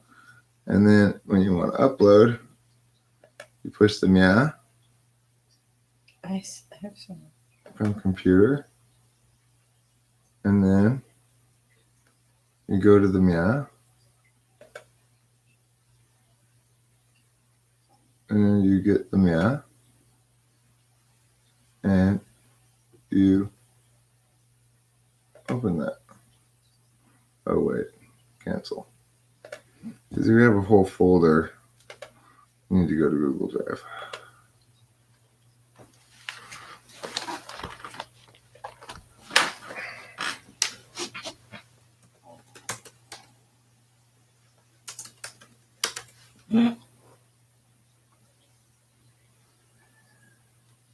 Oh.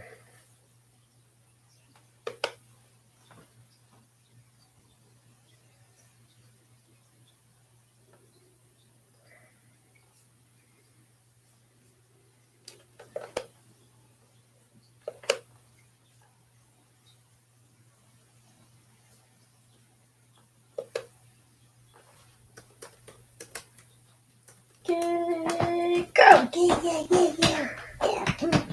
Feeling good. Yeah, my girl. My kitty queen. It has one here. Oh, yeah. It's true. You won. Oh. Okay. No. No.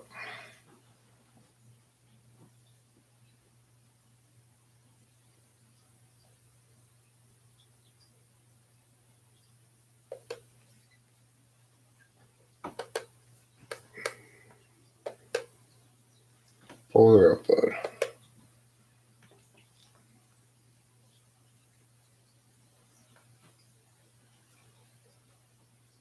Desktop. Yeah. Upload. Upload. You got a lot of pictures. I don't think we're gonna need to write that many pictures. I That's wanted cool. you to have options. All right, great. Thank you. I felt like you wouldn't have to dig on your own if you had more to work from. That's true. I appreciate it. You're It's welcome. pretty good, this picture here. Isn't it? I was just thinking, and you look like pretty much the same. Like, you look good with both. What I need to do is get rid of all that background. Oh, I love you too, my Capillo. P&P. Romance Factory. Oh, you bringing in the F5? Yeah, you are. Oh, the P. Okay, this is complete now. So now that it's complete, I will folder share this folder by, no, that's not it.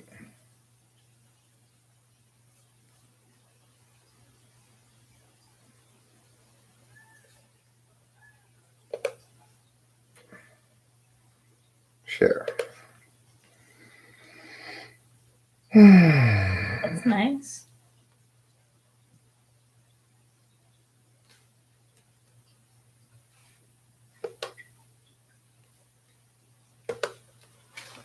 Yay!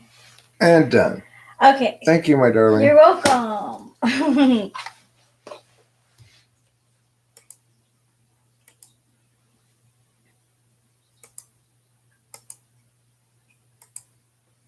Well, that was fun and exciting.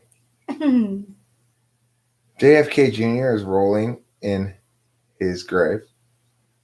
Well, I guess you're going to have to live with the disappointment of a want unfulfilled, Mark Dan. For Squeezer, you shall not. I remember his death very well, JFK Jr. Why was he rolling over in his grave? He wasn't political. Maybe he just got tired of lying on his back. I think that's the most logical answer. Yeah.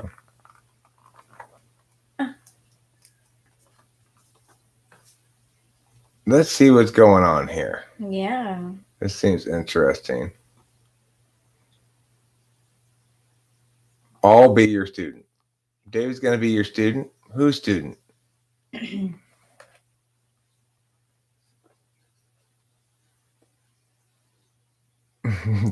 I was all like, dude, you got ball juice on you. But the chinchilla was all, what? I don't understand. What? You talking to your chinchilla? I don't have the slightest doubt that to tell a story like this, you couldn't do it with words. That is the beginning of his quote. Okay. Well, then maybe he's telling the wrong story since he's using the medium of words. Is that about that? I like dismissing arguments completely, then often have at least 10% truths in them somewhere. Yeah. The cloud. Listen.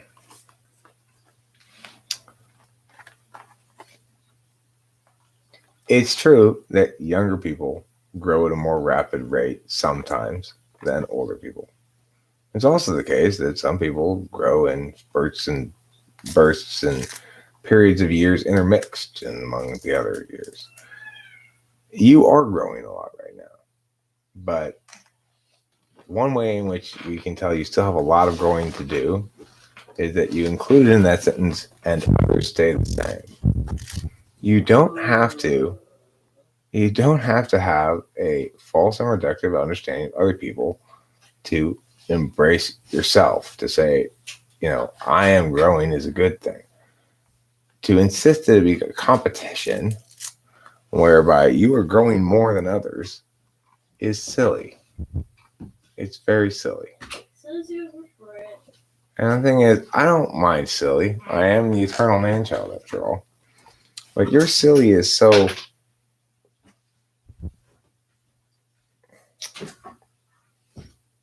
spitty, covered with saliva.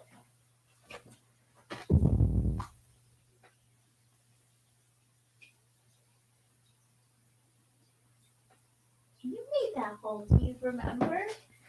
So, Cloud, are you saying that movies are always better than books? You need some examples of T.E. Polar? What just happened there, Aaron Fugelstad? I needed Rachel to share by a Google Drive a folder of pictures she had gotten for me for making this video. And she needed my help to do it. Even though that she's millennial and I'm Generation X. I'm not a digital native. I hope you enjoy the pictures. I'm sure I will like them. I'm sure they're great. Cool. It's interesting how many prisoners that straitjacket resent is being loosened to take them off. I mean, I don't reject non-verbal media. I make music. I even make occasionally instrumental songs, but I draw pictures. I paint and stuff. Grump is wrong. JFK, there's JFK and there's JFK Jr. JFK Jr. was not a civil rights movement. That's not JFK Jr. JFK, John F. Kennedy. Nice job, James. I like that. I like your cleverness there. Me too.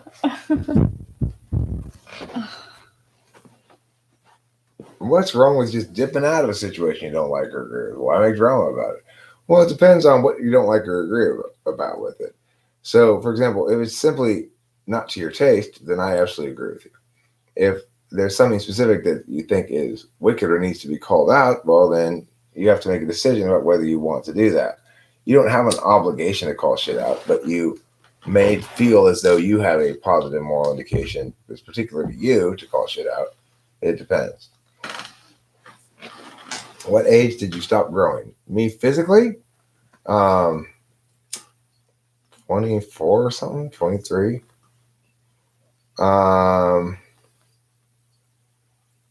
But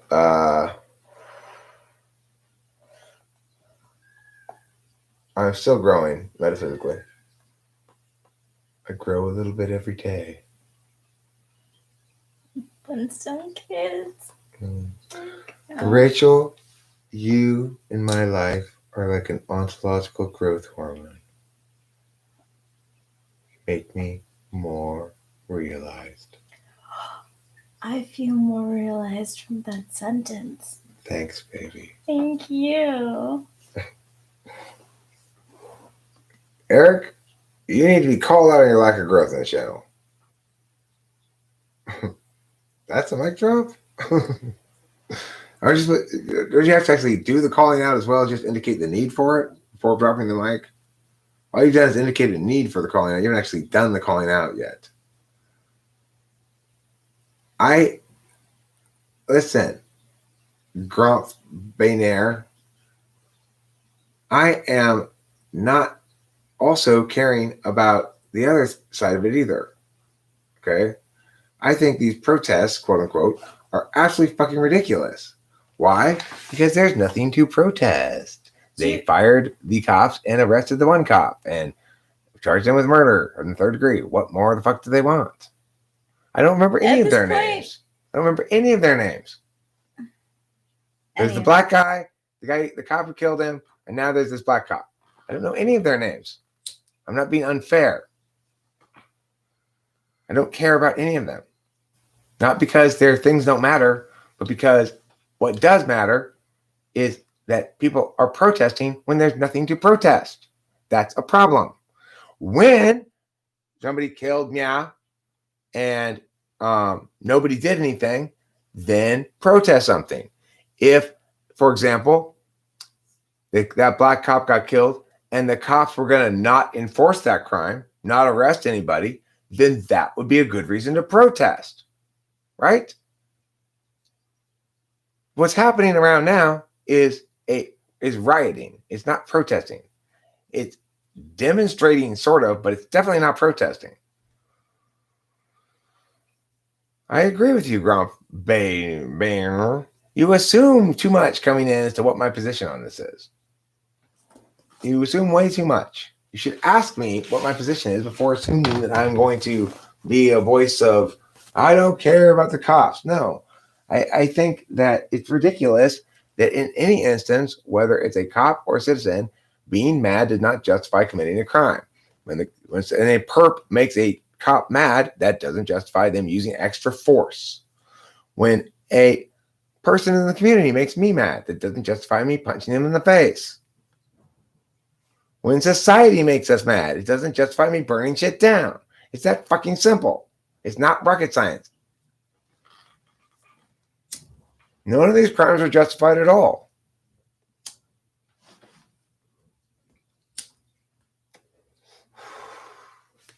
Grump, none of them. They're all equally unjustified. There's no point in taking any side in it. Take a side against rights violations.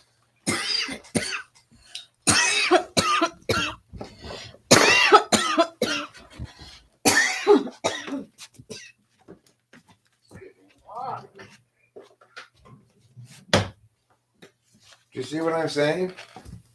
See how right I am, Grump? You enjoying my rightness? Is it chewy and nougaty for you? My rightness is chewy like nougats. My rightness is nougaty chew. And put it in a bar and stick it in your stew and eat it, my nougaty chew.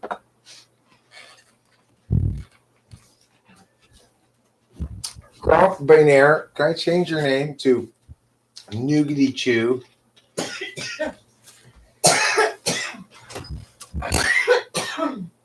I'm not saying protesters. I'm saying those are protests. Those are rioters or demonstrators. I'm using this when I say protest. Did you see the fingers, Grump? These are the fingers of scare quotes. Protesters. Protesters don't throw shit. Okay? There's no yeeting in protest. No yeeting in a protest. Now, look, strung up is a little strong, but it is for sure. Thanks, Hermetica. That's nice of you. It's nice of you to play TESI for me. I appreciate it. It said, here's your TE reminder. By the time you see this message, the stream will have been on for 120 minutes. You said you were going to end it and make videos at 120 minutes. I appreciate that. I appreciate that too, and I also never hold you to it. I don't think Hermetica is saying Rachel's going to be mad. I think she's saying, if you want to hold yourself to what you said, Eric. Right, I know.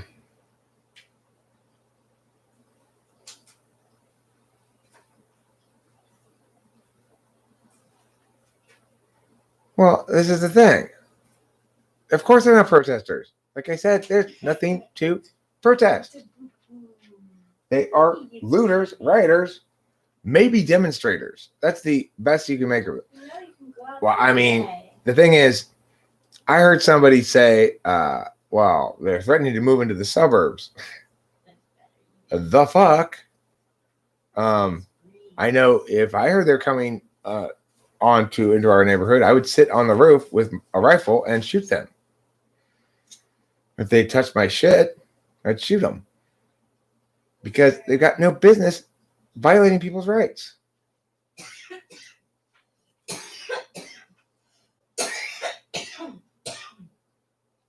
Oh well, sure. If there's murder involved, then the capital punishment is on the table, Zaylen. If these riots have produced a foreseeable homicide, namely negligent homicide, then I don't know if that's normally capital punishment, but it certainly they should have the appropriate punishment for that. You know.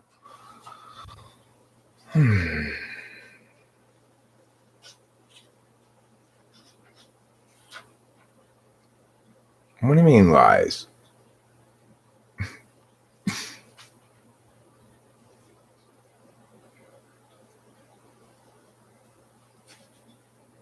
I haven't shined my gun. Hey, listen. If rioters are coming to my house and let's say they got Molotov cocktails and shit, then I'm going to win that case of self-defense. They're not going to charge me with shit. No, self-defense. Remember, even if they think they think they can charge me because it's not self-defense enough, I will win in front of the jury. I'm not going to cop a plea. I don't like stand your ground laws. You don't need them. Self-defense is legitimate enough.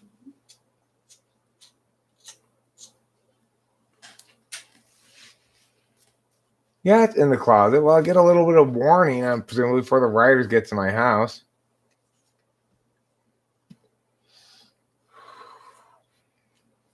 Room 2 is whereby.com/TWFP2. It's a different URL. Mark down. It's a URL of heroes and a URL of fun. You can have a URL of time if you go there all in one. Oh, meow, meow, meow. I feel meow, meow, meow. What does that mean? I don't know.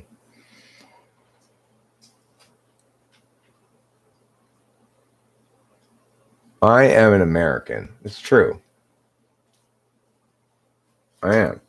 I'm an American. I'm a citizen. I'm a citizen statesman. I'm a patriot and a citizen statesman. Me too. I'm going to be president because I have to, not because I want a bunch of power.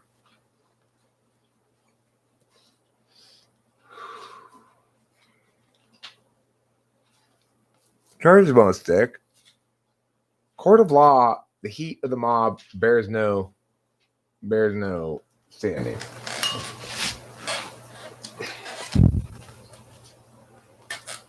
The cops aren't going to protect my property. I'll protect it myself, for fuck's sake, you know? My dad's with me on this too, so I already talked to him about it. He's totally with me. Like, you know, last night he's like, curfew. I'm going for a walk. He walked all around and nobody else was out. But Dad's not into compliance. He still has his way of not complying with the seatbelt law. He's got a little clamp in his car so the seatbelt doesn't fit tight on him. He's an ESTJ. He's an ESTJ with a PhD in philosophy and a rather libertarian bent.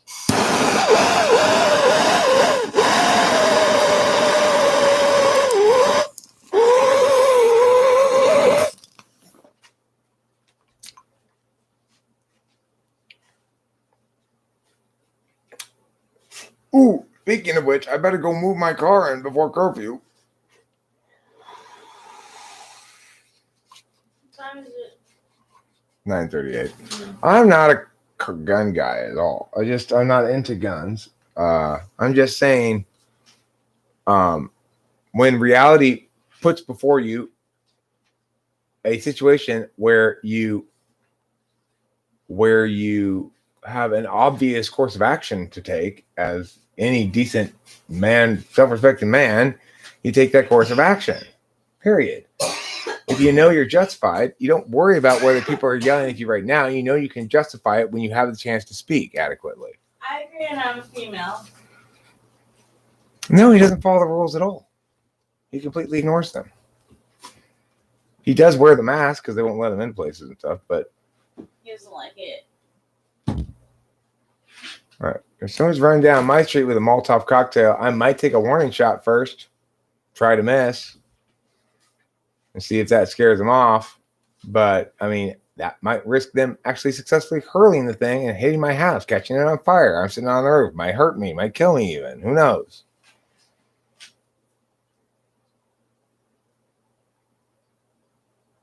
He's strict on his rules, Levi Samuels. You gotta remember he's an SI tool user. His rules are very strict. You should see me jump around here. You know, if you don't wash the silverware enough before you put it in the dishwasher, you get scolded. If he's got this weird thing where if you ask him if you can use something, he'll go, "Of course. Why would you ask me? Like, why would you ask me how you could use that?" Yeah. But then if you don't ask him if you can use something, no matter how silly it might seem, he'll be like, son, ownership. Sorry, Dad. My bad. Can I have some of these peanuts, please?" Seriously. It's weird. Oh.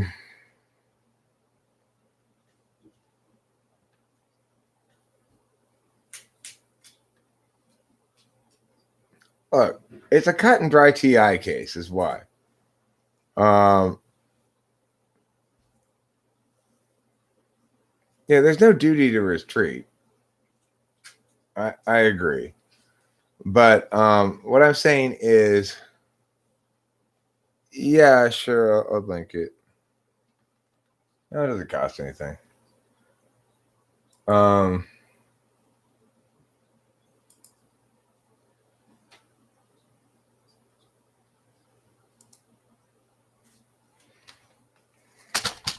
Exciting tables? Is that the one you want? I have a feeling I'm gonna be getting some work done next couple of days. I'm not really getting much work done right now, but I think it is productive. I like it too. I like hanging out with my internet friends and It's good Rachel. for you. It's good for me too.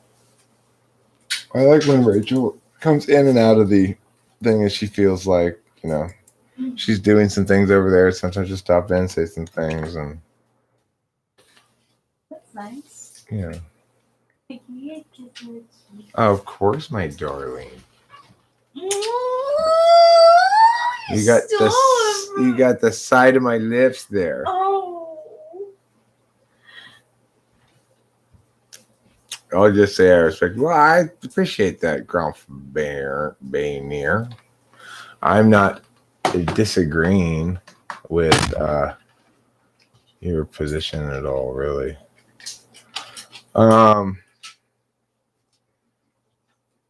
Yes, you're my friend. Emailed Anthrax. I never talked to you in person yet, but I like my internet friends. I like being here. I like talking to you. When I'm jokey, people are here to hear my jokes, whether they want to or not. When I'm sad, they're here to hear me whine and complain and look for advice.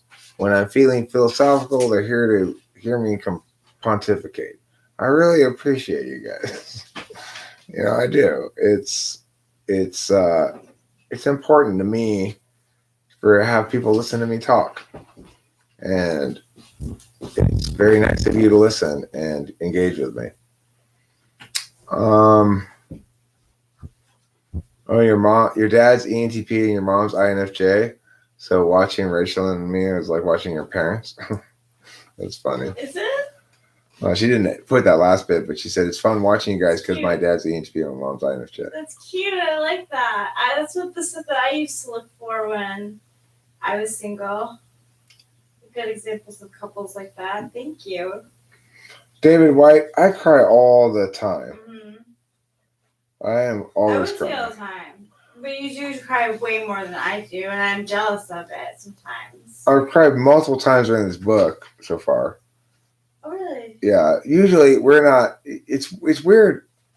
Listening to a book together is different than watching a show together Yeah. because we're both kind of sort of doing different things in the same room while concurrently. There's certain things you can do while listening to a book that are not impacted like either way. Like if I'm doing this, like this is for example, my thinking is not impacted at all by me picking my nail like this. These are two things that are existing on different planes, and I can do genuine multitasking. Although you will know it impacts my communicative external plane a little bit because I would otherwise maybe gesture more, but instead I got my hands still, so I'm like, yeah, mine. Of course, you're his friend, lol. As he says at the beginning of every live stream, hello, friends, it's host Eric is blah, blah, blah, blah, incomprehensible Chinese. You mean Huesto Enrico, the Huesto de Taquino de Famoso de Peoples? That's the Mexican talking to famous people.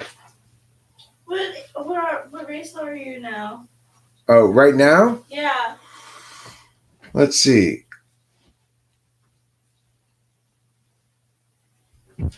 Yeah, sauerkraut. Yeah, I'm German right now, actually. Weird. I don't think I haven't been German in a long time. Really? Yeah, but I can tell I have a sudden yearning to go watch Kraftwerk in Stuttgart. Wow. That's pretty intense.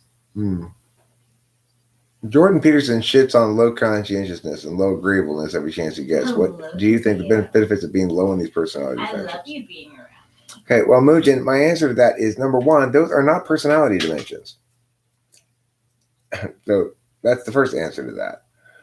Consciousness is a term that's used to describe follow through, right? But to the extent that you have poor follow through, it means you're more ideationally vigorous. In other words, you have more ideas because you're following through on a lower percentage of them. It's not the case that people who have only one idea have a problem with following through. It's the case that people who have a lot of ideas have a problem with following through because they don't know which idea to pick. Okay? And so the thing is, when you look at agreeableness, agreeableness is a very, I mean, the term itself, it tells you something, it suggests something that's wrong, that agreeing is always good. Agreeing is only good when the other party is correct. And agreeableness is only good when it's matched with a desire to be agreeable with that which is correct. So, you know, there's agreeableness can run afoul of your own personal boundaries, can run afoul of your commitment to the truth, your moral agency, all sorts of things, because you're trying to be agreeable. Now, it is the case that for people who don't have issues with moral agency or being pushed around or whatever, that agreeableness is a virtue. For me, agreeableness is a virtue because it's rare that I'm going to be too agreeable and agree to things that I shouldn't agree to anymore. It hasn't always been that way, but it's that way now. This is another reason why we know that this is not really an expression of personality because my agreeableness has changed over the course of my life. It's not consistent. So that's not a personality trait. Conscientiousness has probably been pretty consistent, but it's still not a personality trait because it's a taxonomical description of a bunch of adjectives that people use to describe themselves. It's a meaningless it's a meaningless category of thing. Regardless, it's not always a good idea to be conscientious. Sometimes it's a better idea to half start that medium idea and scratch it and then start the next idea and turn out to be genius and follow through on that one. That's sometimes the best choice of thing to do. A lot of times for me, I need to scratch shit when I need to scratch it and realize, no, this is a dead end. Sometimes shit's a dead end. That's fine.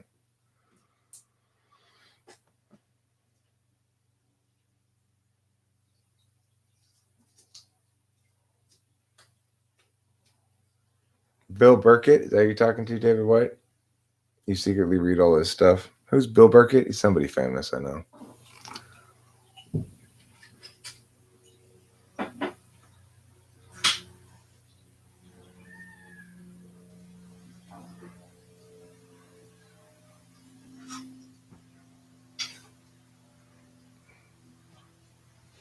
My father is an ENFP and he uses a lot of FE, which ENFP don't really have much FE, but it's strong. How does that work? It's 6 slot, it's demonstrative. So whenever his tool function, FI, isn't good enough, then he busts out some FE. So it's like basically it goes like this. Levi goes to dad. Problem. Dad goes, oh, I really feel, this really feels, and doesn't solve the problem. And dad goes, all right, well, come on, we got to be a team player. You can do it. I can believe in you, blah, blah, blah, blah. That's demonstrative function after tool function fails. That's how it rolls. So that's how ENFPs roll. You're going to see a lot of FE after the FI fails. Because FI fails for lots of things. As does TI fail for a lot of things. So then you see TE for me when the TI fails. Oh, I need more than just TI? Okay, let's figure out how to do this. I could TI explain to Rachel why she should be able to do her upload of the folder herself, right? But that's not going to get anything accomplished, and I don't really care. So I should TE it instead. Let me figure out how to do this on a computer here. What's the problem here? Let me set it up so that she can do it easily herself next time. And put the links there, stuff like that. That's TE demonstrative. Phone. Right. She's a super phone head. I'm a computer head. She's a phone head. Mm-hmm. That's one area in which we don't match up. Yeah, but that's a generational thing too. Yeah, I like it. I find You it. do? Yeah, I do because Oh. it feels like they're actually complementary. It is. To have preferred platforms that are different because then we can access from different platforms. Me too. What annoys me, however, says Hermetica, is that he is capable of rising in rank and salary at his workplace, yet doesn't because he's too comfortable with his current position, but complains about the salary. Despite this need for comfort, however, he is experimental as a chef. The use of SI and NE and ISTJ is still a mystery to me. Oh, ISTJ makes sense, actually. James, you have friends here. Okay, you're welcome here. And I don't like to hear people say they don't have any friends. You come here when you feel alone, okay? I'm here. Yeah. I'm live streaming all the time. Yeah. That's how I got involved. Okay. I'm going to end this stream now. Thanks for being here. Don't forget to eat blame cheese.